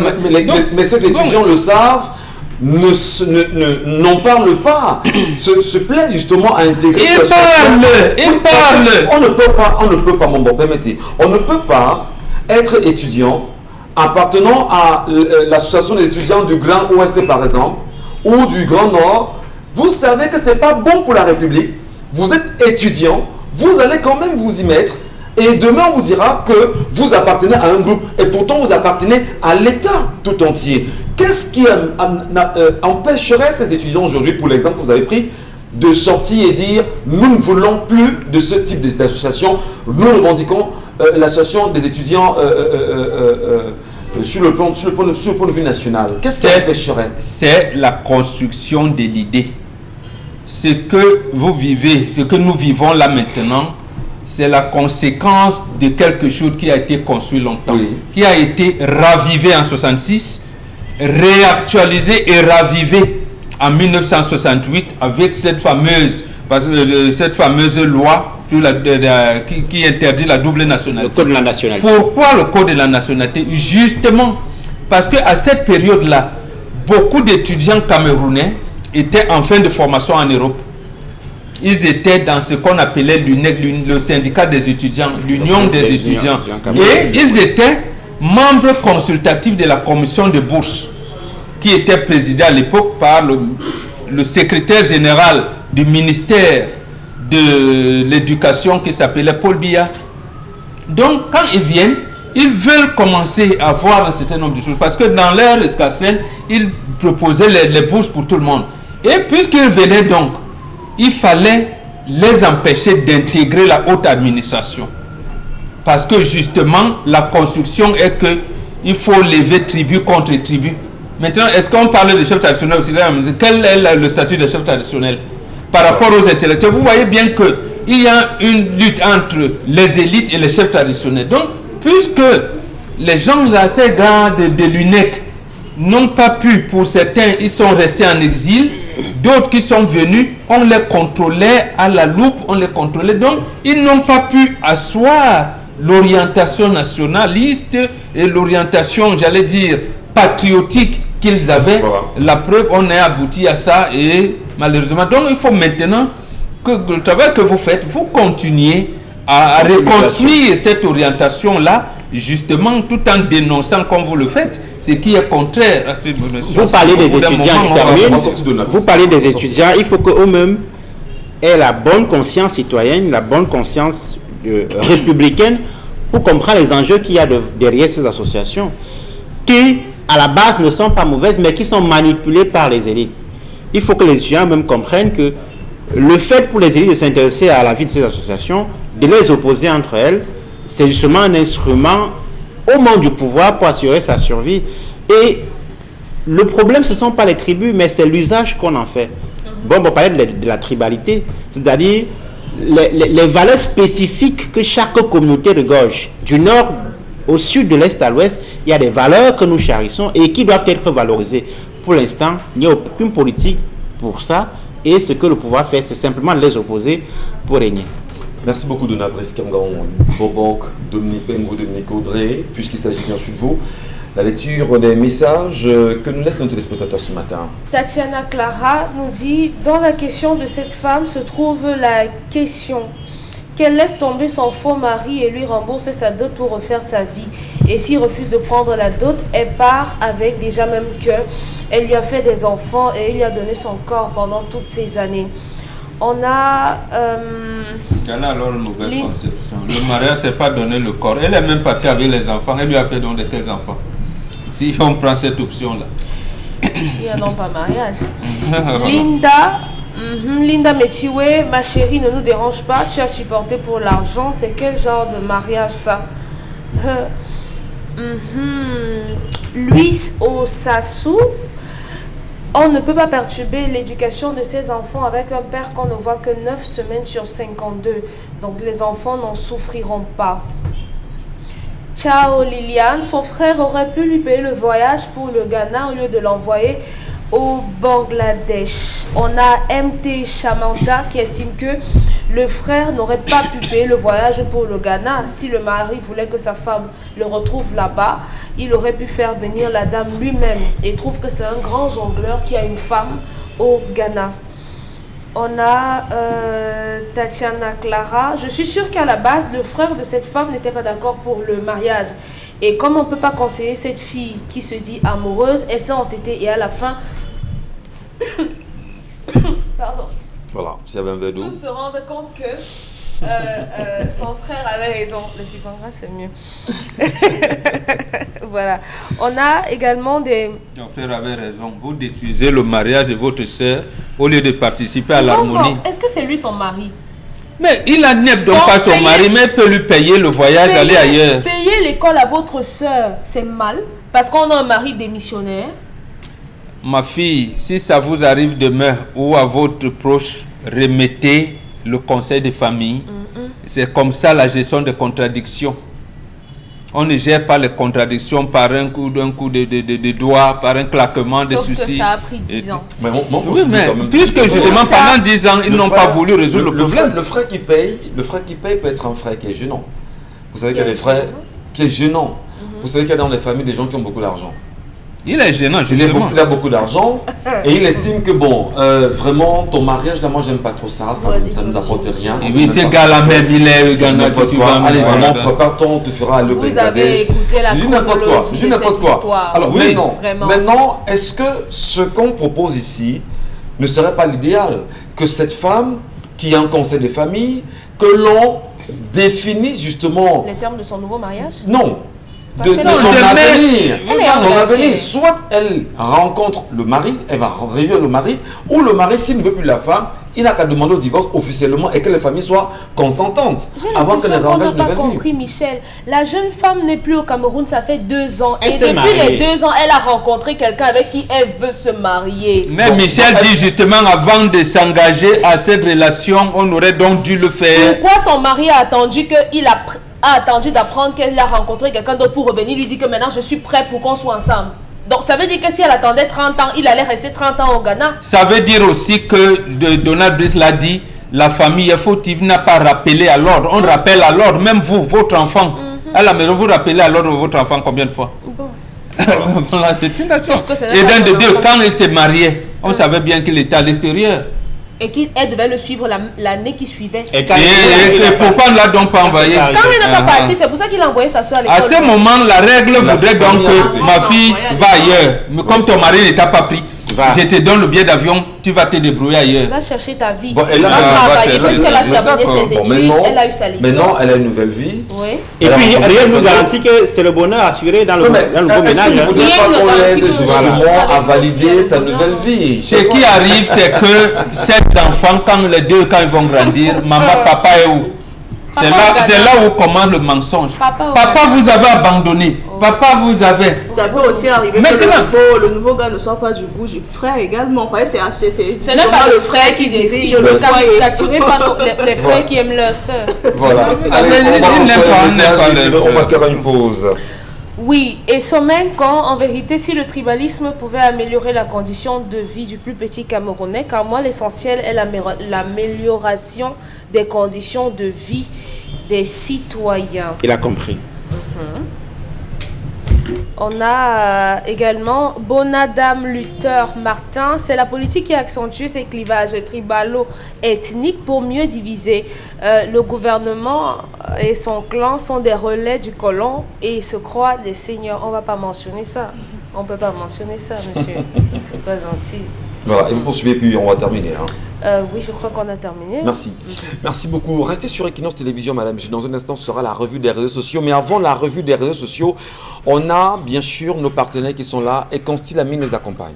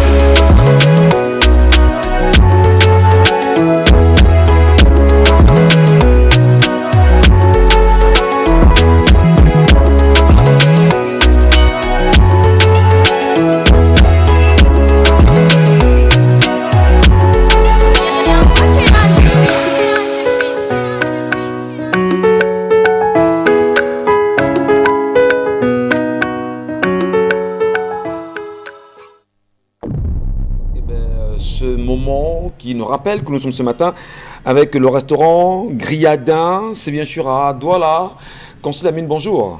Alors bonjour Michel Gachou, bonjour aux nombreux téléspectateurs et bonjour à tous les clients et surtout à tous ceux-là qui ont choisi depuis plusieurs années le restaurant Le Griadin qui se présente aujourd'hui l'un des meilleurs restaurants au Cameroun. Pourquoi l'un des meilleurs restaurants? Vous savez très bien que le concept Salaka n'associe pas son image derrière n'importe quoi. Et si j'ai décidé depuis pratiquement plus de 2 ans d'être le porte-parole de ce restaurant, c'est tout simplement parce que j'ai compris que de ce côté-là, on a désormais des repas 100% camerounais. On a désormais un cadre de rêve. On a désormais un endroit où on peut se sentir à l'aise de lundi à dimanche, en famille, entre amis, entre collègues et même seul. Et cet endroit, c'est bien entendu le restaurant Le Griadin, pour dire tout simplement le goût de ça avec le restaurant Le Griadin. Michel Ngachou.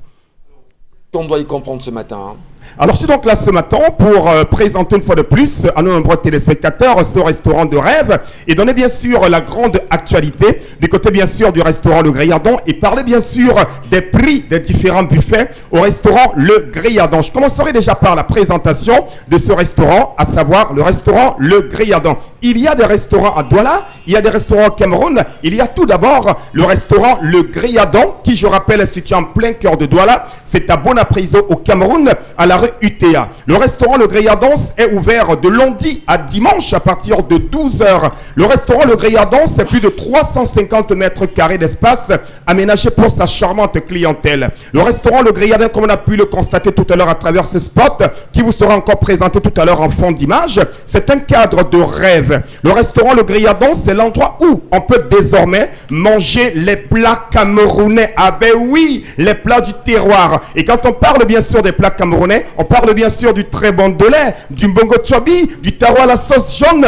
des pommes pilées. tous les repas camerounais, tous les dirigeants du Cameroun sont représentés tous les jours de lundi à dimanche à partir de 12h du côté bien sûr du restaurant Le Griadon qui, je rappelle, est situé en plein cœur de Douala au quartier Bonapriso à la rue UTA. Et bien entendu donc ce matin je suis là pour l'actualité de la semaine. L'actualité de la semaine, c'est bien entendu la célébration des 2 ans du buffet camerounais au restaurant Le Griadon. Ah ben oui, depuis hier et jusqu'au 18 juin, le restaurant Le Griadon vous offre 5 jours de célébration du buffet camerounais. 5 jours de bonne humeur, 5 jours de décor, 5 jours de gâteau d'anniversaire au restaurant Le Griadon. C'est bien entendu pour célébrer les 2 ans du buffet camerounais. C'est l'un des rares restaurants au Cameroun qui a décidé chaque année de célébrer le buffet camerounais, de valoriser les repas camerounais. Alors, chers téléspectateurs,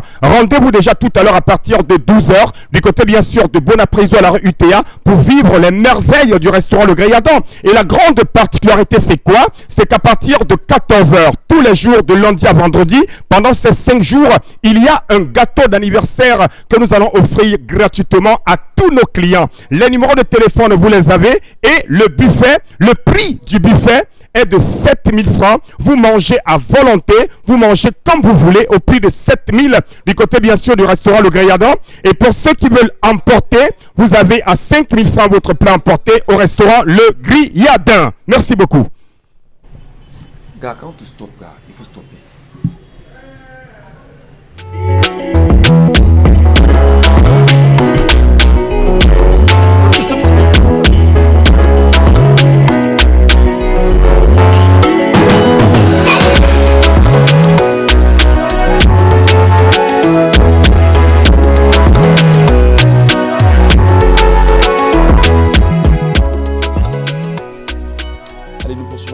Mesdames, Messieurs, merci de rester sur notre antenne, merci de garder le cap.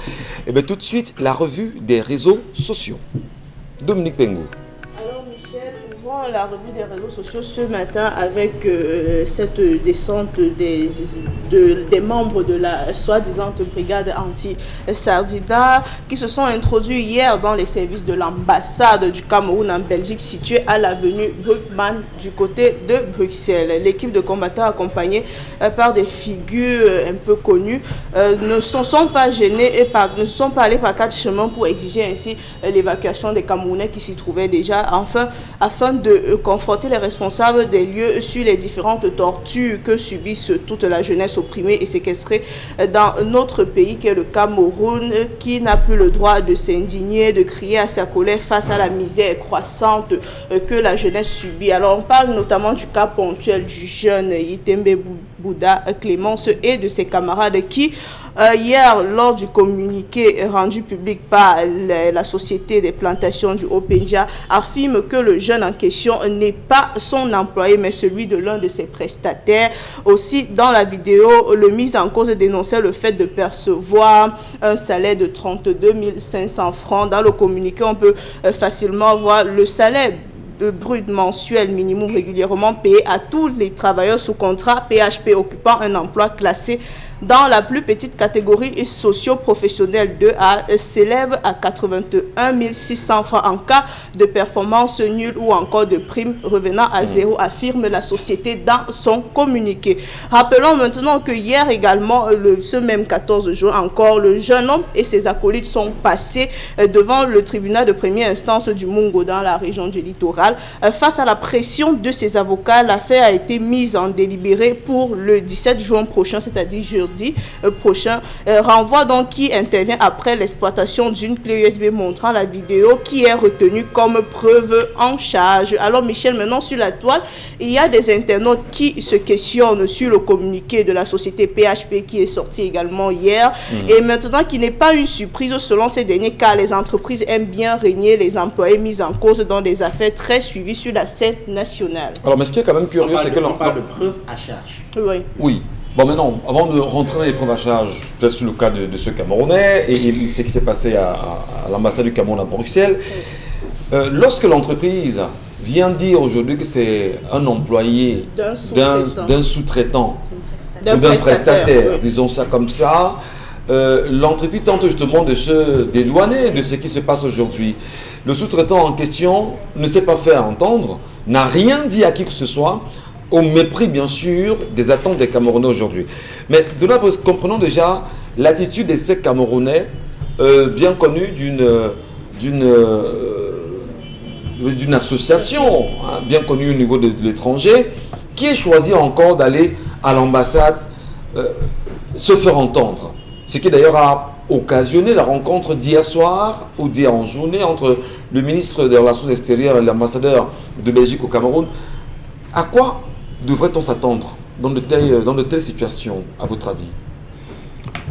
La première observation que je voudrais faire, c'est qu'il n'y a pas eu de répression de cette manifestation. Il n'y a pas eu de répression oui. de cette manifestation. Les contestataires sont descendus et se sont exprimés manifestement sans opérer des casses sur les installations de notre représentation diplomatique. Dans notre contexte, il est difficile d'imaginer que vous fassiez une manifestation de ce type sans vous faire marcher dessus littéralement par les forces de maintien de l'ordre. Alors, ils bénéficient, ces compatriotes, de l'environnement démocratique dans lequel ils évoluent. Dans les pays occidentaux, vous êtes mécontents, vous descendez, vous marchez en respect des lois de la République et les forces de maintien de l'ordre, dans bon nombre de cas, encadrent simplement les manifestants, sauf dans des cas où les manifestants sont violents. Ça n'a pas été le cas hier. Deuxième chose, le Cameroun a choisi, à mon sens, de travailler à rendre sa coopération ou ses relations avec les fils de la diaspora, pour ceux qui sont contestataires, informels, et à donner un retentissement aux manifestations de contestation. Parce que le manque d'un cadre de concertation, de dialogue avec les contestataires qu'on ne veut pas écouter, quelle que soit la pertinence des revendications qui sont soulevées, crée justement un couloir informel à travers lequel ces compatriotes qui bénéficient de l'environnement démocratique dans lequel ils évoluent, créent dans ce couloir qui leur permet de s'exprimer au mépris souvent d'un certain nombre de principes, notamment le respect de ces institutions. C'était le cas en 2019 avec ces cas observés à l'ambassade du Cameroun en France, en Allemagne, et ainsi de suite. Donc, le Cameroun gagnerait à se réconcilier avec ses fils et filles, même les plus contestataires, les plus farouches. Aucun pays ne se développe en muselant automatiquement ceux qui contestent, ceux qui contestent en face. Merci beaucoup, Dona Brice. Mbombo Bengan. Ces images nous rappellent encore les images de la casse, bien sûr, de l'ambassade du Cameroun à Paris. Heureusement, ici, il n'y a pas eu de casse. On s'est fait entendre, on vient de dire son indignation et on vient à l'endroit. Est-ce qu'on peut dire que c'est l'endroit idéal pour cela, de venir se faire entendre? Oui. Oui, et je pense que nos compatriotes de la diaspora sont dans la logique du respect des institutions. Il faudrait donc que les institutions soient à même de les écouter. Parce que dans l'orientation camerounaise, il y a l'expression « rapprocher l'administration des administrés ». Donc, il faudrait que les citoyens qui pleurent viennent trouver quelque part, un endroit où il faut pleurer. Vous parliez dernièrement des retours au Cameroun, des mouches, des microbes, des abeilles, de ceci. Il y avait dans ce pays le centre de réinsertion des jeunes. Il y avait un autre à Bepanda, il y en avait à Betamba, il y en avait. Donc il y avait des centres de réinsertion des jeunes en fonction du degré, j'allais dire, de pugnacité ou alors de révolte.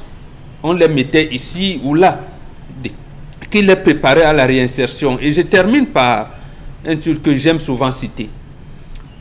La Déclaration universelle des droits de l'homme, qui fait partie intégrante de notre Constitution, dit au 3e considérant, considérant qu'il est essentiel que les droits de l'homme soient protégés par un régime de droit pour que l'homme ne soit pas contraint en suprême recours à la révolte contre la tyrannie et l'oppression. Donc il ne faut pas amener le citoyen à être opprimé à être tyrannisé, il va donner lui-même, comme vous dites, donner lui au moins une possibilité une voie de sortie où il peut quand même s'exprimer, peut se faire entendre.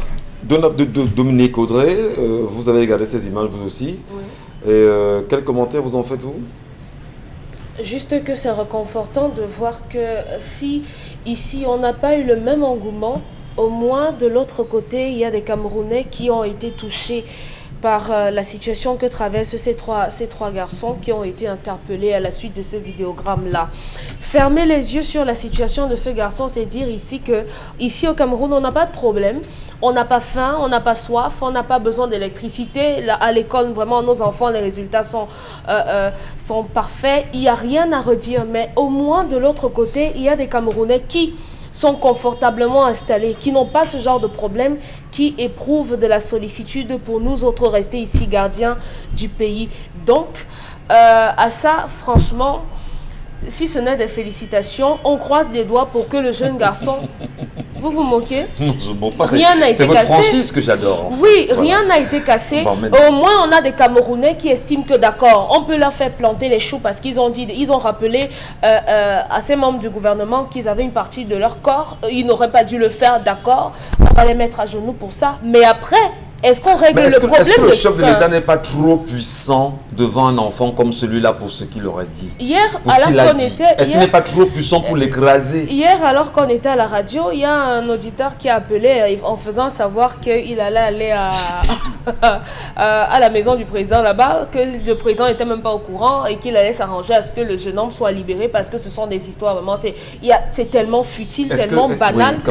Vous qui étiez à l'école, j'ai entendu, vous disiez souvent, ventre affamé n'a point d'oreille. Voilà. Donc, il faut, vous dites président puissant, peut-être, mais tout le monde condamne ces écarts. Nous sommes d'accord, totalement. Il faut intégrer quel est son niveau. Peut-être il a comme moi le niveau de cours élémentaire première année. Voilà. Et moi, j'ai au moins côtoyé mes enfants qui sont allés, mais lui, il côtoie ceux qui défrichent les bananes. Voilà. Et qui sont... Donc, en fait, son niveau d'instruction ou alors, voilà, son raisonnement est à ce niveau-là. Effectivement. À ce niveau. Donc, moi, j'interpelle les magistrats tout en lui donnant une dose d'éducation par rapport à l'écart de langage qu'il a tenu. Donc, il faut pouvoir l'intégrer à ce moment-là. Donc, cogner, oui, mais pas très fort. Mais la crainte, c'est que l'on cogne cet enfant au point de lui dire que tu auras 1 an, ou 2 ans, ou 3 ans, 5 ans de prison. Hein. Ça, le Cameroun, on s'attend à ça. Je demandais bien, est-ce que c'est là donc au Cameroun devant un enfant comme celui-là?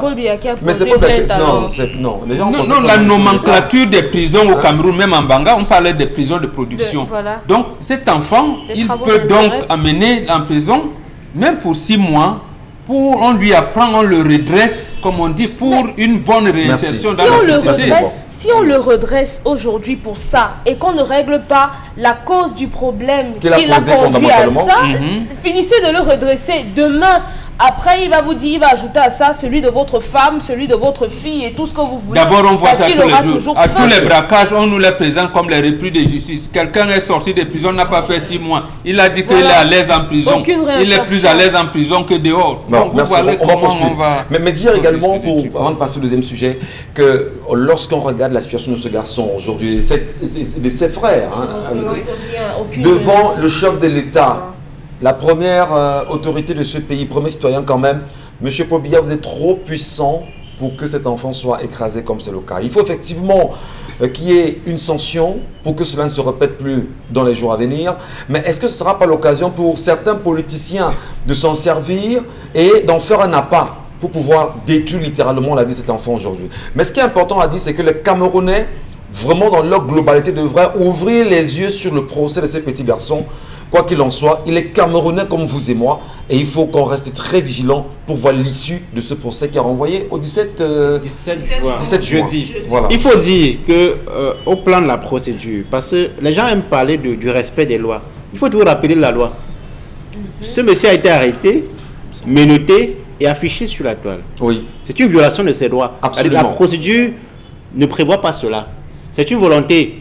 Les avocats qui sont très compétents pour le démontrer, c'est une volonté de l'humilier. Et ça, ce sont ces droits qui sont violés. Et puis, il y a les problèmes de fond qui sont posés. C'est un monsieur qui criait sa colère avec les mots qui sont complètement déplacés, on en convient et on condamne. Mais il ne faut pas étouffer les problèmes de fond qui sont posés. Les conditions de travail au quotidien, il parle de 32 000 entreprises à démentir, d'accord, mais il y a des entreprises qui sont reconnues pour des conditions de travail extrêmement rudes, notamment dans ce secteur d'activité, où les gens touchent parfois 25 000 francs CFA. Je ne dis pas que c'est le cas pour lui, mais ça pose la question de fond du sous-emploi, du chômage et de l'inhumanisation qu'il y a dans les entreprises au Cameroun. Merci et puis, beaucoup, les problèmes de gouvernance. C'est important. N'oublions pas qu'il dénonçait les détournements de fonds publics dans le cadre de la gestion des fonds liés à la lutte contre le Covid-19. Merci beaucoup. Et ça sont les questions qui devraient pouvoir interpeller le chef de l'État au nom de qui on a interpellé ce monsieur. Je rappelle qu'il n'y a pas eu de plainte. Contrairement à ce que vous indiquez, il n'y a pas eu de plainte. Donc il n'y a pas de partie civile dans cette affaire. C'est le procureur qui a choisi délibérément. Oui, mais il a le droit. Il a ce droit. Il a ce droit. Voilà. Mais seulement, nous croyons, comme on l'a très bien dit, qu'il y aura d'autres mesures à ça. Parce que la crainte, c'est que ce gars se retrouve dans une cellule infecte ou des prisons infectes de notre pays et que l'on fasse de ce garçon une bouchée. Vous savez en fait ce que nous craignons. Et c'est ce qui va forcément interpeller Pourquoi je veux dire, on ne fait pas de bouchée Bomok interpelle l'autosaisie de ces procureurs tous les jours ici avec les histoires qu'on rencontre. Pourquoi ils ne s'en autosaisissent pas? C'est une petite, insulte, mais c'est un jeune garçon comme ça, insignifiant, qui peut même pas tuer une mouche, qui est affamé en plus. C'est une question intéressante. Qui va changer quoi? Voilà, merci beaucoup Dominique. Dominique Pengou, autre sujet ce matin. Alors, deuxième sujet ce matin, les présumés responsables du cambriolage de la Direction générale des impôts aux arrêts. Ils ont été présentés hier matin par les éléments de la gendarmerie nationale. Rappelons qu'il y a quelques jours, 11 étages de la Direction générale des impôts avaient été cambriolés et saccagés. Alors, dans ce cambriolage en cascade qui intervient en plein contexte de ce qu'on appelle le Covid-gate au Cameroun, comme et des enquêtes peuvent être abouties ou encore peuvent être en cours d'aboutissement au Cameroun, Michel. Je voudrais simplement, avant on fait le rapport sur ces images que nous avons ce matin à l'antenne, dire qu'il y a 24 administrations camerounaises qui sont concernées par l'affaire Covid-Gate. Et au moment où nous parlons d'un rapport partiel qui a été restitué par la Chambre des comptes. En attendant le rapport complet, parce que là, on attend justement cela.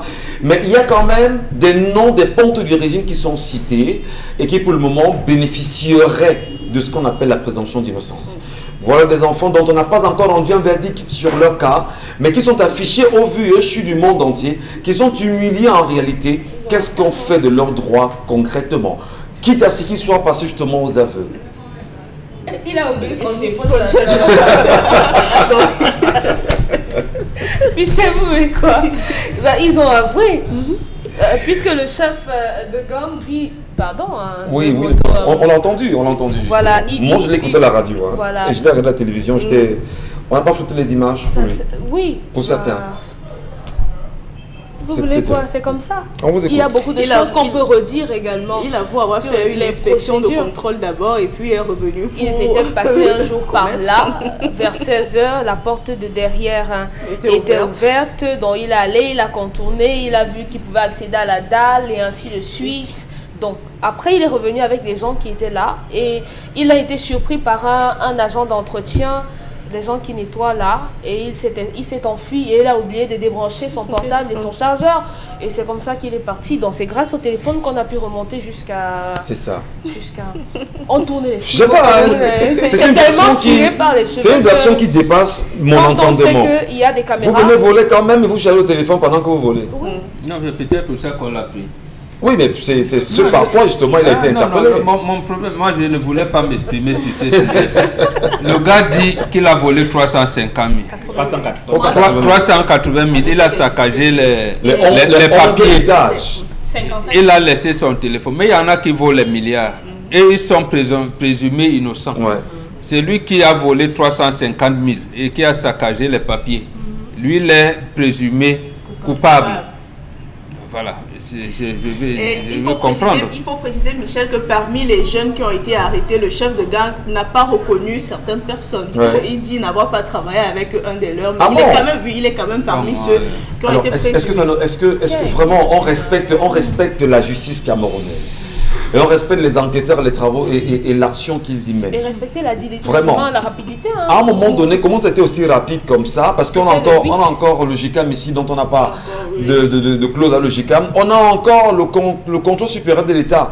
Qu'on sait justement qui était saccagé, on n'en sait Ils ont rien. volé pendant 4 ans. Il y a une espèce de Michel. contamination. Vous savez que depuis l'année dernière, le GICAM et la Direction générale des impôts ont des problèmes. Là. Oui, mais c'est pas pour Donc, autant. je ne sais Pourquoi pas. est-ce que- Les enquêteurs vont nous dire. Ils ont volé pendant 4 heures de temps sans Ouais. être interrompus. Eh ben, 4 ils étaient De dans 1 à ce 5h30. bâtiment, ils n'ont pris que Quelques disques durs. deux disques Excel. durs. Oui, mais la direction, Et on trop va ça, garder ça l'argent à fait la banque, non? Ouais. Et dans le coffre-fort. S'il n'a pas le mot de passe de coffre-fort, on va faire comment? Avec le respect qu'on doit encore à l'enquête de Nabris, ça ne ressemble pas à une histoire c'est une histoire montée de toutes pièces. Vous insistez sur le temps mis par ces cambrioleurs, c'est ça qui m'a impressionné. De 1h30 à 5h30, 1h30, 2h30, 3h30, 4h30, 5h30, vous êtes en train de braquer. Et son téléphone n'était pas chargé. Hein, Un immeuble qui a 11 niveaux. Le communiqué officiel publié par M. Luc-Paul Motassé, le ministre des Finances, nous dit que presque tous les 11 niveaux ont été cambriolés. Presque tous les 11, premier niveau, deuxième, troisième, quatrième, presque 11 niveaux cambriolés en 4 heures de temps pour la DGI, pour cet immeuble flambant neuf, qui nous a coûté 22 milliards de francs inauguré en fin d'année 2020. Incroyable. C'était il n'y a même pas un système de sécurité. Il y en a. Il y en a. Eneo avait On dit coupé. bien. Si Eneo avait coupé, il ne serait pas en train de charger Voilà. son téléphone. C'est- Donc voilà. Donc, ça veut C'est- dire que c'est pas C'est surréaliste. Non mais sincèrement, nous voulons le dire sur ce plateau, Sauf s'ils sont passés même par si on a la eu cette liberté de ton, on respecte d'abord les enquêteurs, on respecte le travail qu'ils ont fait, Ça veut pas on dire qu'on respecte la respecte justice pas camerounaise, ce qu'on dit. mais il faut dire honnêtement que c'est pas cohérent. Non, remettre des Franchement, choses en question, c'est pas un manque de respect. Non, il faut le dire que c'est pas cohérent, ça ne marche pas, ça ne cadre pas. Parce que la crainte c'est quoi? Beaucoup vous diront, d'ailleurs on a lu plein de Camerounais hier qui disent, ben, c'est comme ça qu'on prend les gars dans les prisons, on les monte et ils viennent justement en monde de vision dire ce qu'ils ont fait, alors que les vrais commanditaires sont derrière, qu'on ne présentera jamais. Sincèrement, donc c'est assez tiré des cheveux quand même. C'est ça, c'est pas la justice qu'il faut interpeller, c'est le politique. Le politique. Allez, Dominique, rapidement, qu'est-ce qu'on Le dernier sujet ce matin, Michel Gatou, alors qu'on croyait le budget déjà bouclé et le financement définitif engagé depuis des mois, l'on apprend que le Trésor public va de nouveau débloquer 44 milliards de francs CFA pour l'organisation de la CAN 2021. L'info est contenue dans une lettre datée du 27 mai 2021 du ministre de l'économie et de la planification et de l'aménagement du territoire. Dans cette répartition, le montant le plus important revient au ministère de l'Habitat et du Développement urbain de Célestine Ketcha-Koutes qui s'en sort avec 34 milliards. Il va s'en suivre le ministère des Sports de Narcisse Moelle Kombi qui reçoit 4 milliards de francs CFA. Puis le ministère du Tourisme avec 3 milliards. Et au bas de l'échelle, on a le ministère de la Communication, le ministère de la Santé publique et le ministère des Postes et Télécommunications qui recevront chacun 1 milliard de francs CFA. Voilà maintenant sur quelle base le partage a-t-il été fait. Les raisons du surplus d'argent débloqué. L'affaire justement de Covid qui n'étant même pas encore conclue, encore un autre budget fait face au Cameroun. Et quand on sait bien sûr que ceci vient du Trésor national, c'est à se poser des questions. Eh ben, on n'en parlera pas. Regardons voir, attendons justement la suite. Observons la scène. Merci pour l'information en même temps. Ben, le partage pose justement un problème. 4 milliards pour le ministère des Sports et de l'Éducation physique. L'accent a été mis sur les infrastructures avec le ministère de l'habitat justement, du développement urbain avec Cécile Koutes-Ketcha. Bah, on parle aussi du tourisme. Hein. On est en 2020, on est en juin 2021 et c'est en janvier 2022. Je ne sais pas, il y a une affaire d'abord de clip là, de la chanson de Lim Lakan qui fait problème aujourd'hui. On ne vend aucune destination camerounaise. On ne connaît même pas si on a des plages. Bon, pas des plages, c'est pas des plages bleues au Cameroun. En même temps, on en parlera, nous restons vigilants. Consti Lamine, à nouveau avec nous et on passe ce matin de Sorepco. Consti. Oui, bien entendu, Michel Gachou. Nous restons toujours avec les partenaires majeurs du concept Salaka. Après donc la communication très très brillante et très appréciée du restaurant Le Griadan, qui est l'un des partenaires du concept Salaka. Le concept Salaka s'installe à nouveau, bien entendu, avec les magasins Sorepco pour assurer une très bonne transition. C'est très important dans la communication. Il faut les rappeler à nos téléspectateurs que le concept Salaka, c'est ce concept-là qui assure la communication des grands partenaires. Et parmi ces partenaires, vous avez la société Sorepco. Ah ben oui, Sorepco et rien que Sorepco. Après donc la grande promotion sur les congélateurs, les réfrigérateurs Parma, ce mardi matin, nous commençons avec bien entendu un autre produit encore plus alléchant, accompagné de plusieurs cadeaux. C'est bien entendu la gamme des peintures Seigneurie qui est en pleine promotion dans toutes les quincailleries Sorepco du Cameroun. Et l'événement commercial de ces peintures Seigneurie est bien entendu, vous achetez 2 pots de peinture Seigneurie, vous recevez un 3e pot de 30 kg gratuitement. Et le pot qu'on vous donne, c'est le pot de peinture Eureka qui fait partie de la grande gamme des peintures PPG Cameroun qui est la société qui produit les peintures Seigneurie. Donc c'est l'occasion déjà pour moi d'attirer l'attention de tous ceux-là qui veulent revertir les maisons, d'attirer l'attention de tous ceux-là qui veulent embellir leurs barrières, d'attirer l'attention de tous ceux qui veulent embellir les bureaux, que vous avez enfin une fois de plus, c'est la promotion des peintures Seigneurie dans les quincailleries Sorepco. Oui, la société Sorepco vous permet d'acheter des peintures Seigneurie à des prix vraiment les plus bas. 2 pots de peinture Seigneurie, que ce soit le Pentex 800 ou le Pentex 1300, le Pentiquat, vous allez que vous achetez 2 pots de peinture Seigneurie, on vous donne un 3e pot gratuitement. Et le pot qu'on vous donne, c'est un pot de 30 kg de peinture Eureka. Donc, chers téléspectateurs, vous êtes peintre, vous êtes revendeur, vous êtes utilisateur définitif, alors rendez-vous dans les quincailleries Sorepco, que ce soit à Douala, à Yaoundé, à Garoua, à Kribi, du côté bien sûr de Bouéa, vous avez la possibilité, chers téléspectateurs, d'avoir une promotion spéciale sur les peintures Seigneurie. Et quand on parle des peintures Seigneurie, c'est des peintures de très très bonne qualité. C'est des peintures d'une garantie inégalable. C'est des peintures d'origine qui sont actuellement en promotion dans tous les magasins Sorepco. Je dis bien tous les magasins Sorepco vous permettent de vivre cette grande promotion sur les peintures Seigneurie. Je rappelle, 2 pots de peinture Seigneurie de 30 kg le pot.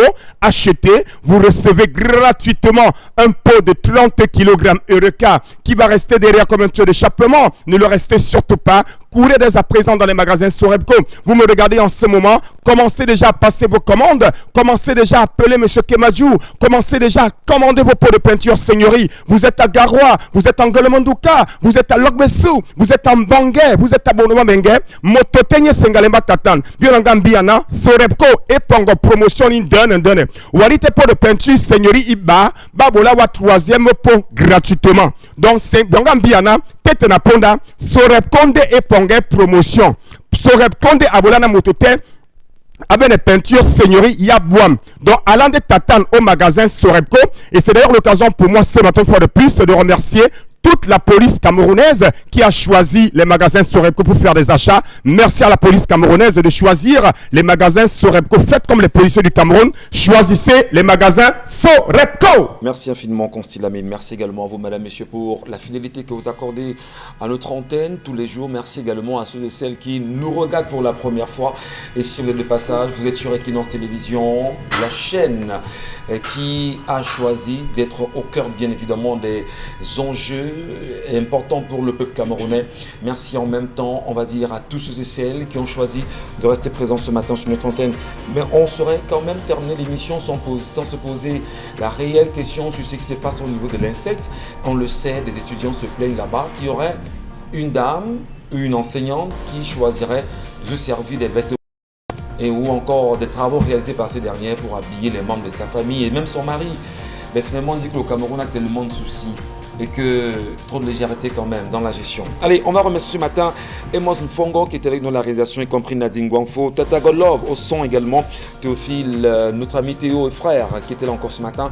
On prend rendez-vous à vous demain lorsqu'il sera 10h sur notre antenne. Donna Brice Mbombok et les deux Dominique, merci à vous et bonne journée.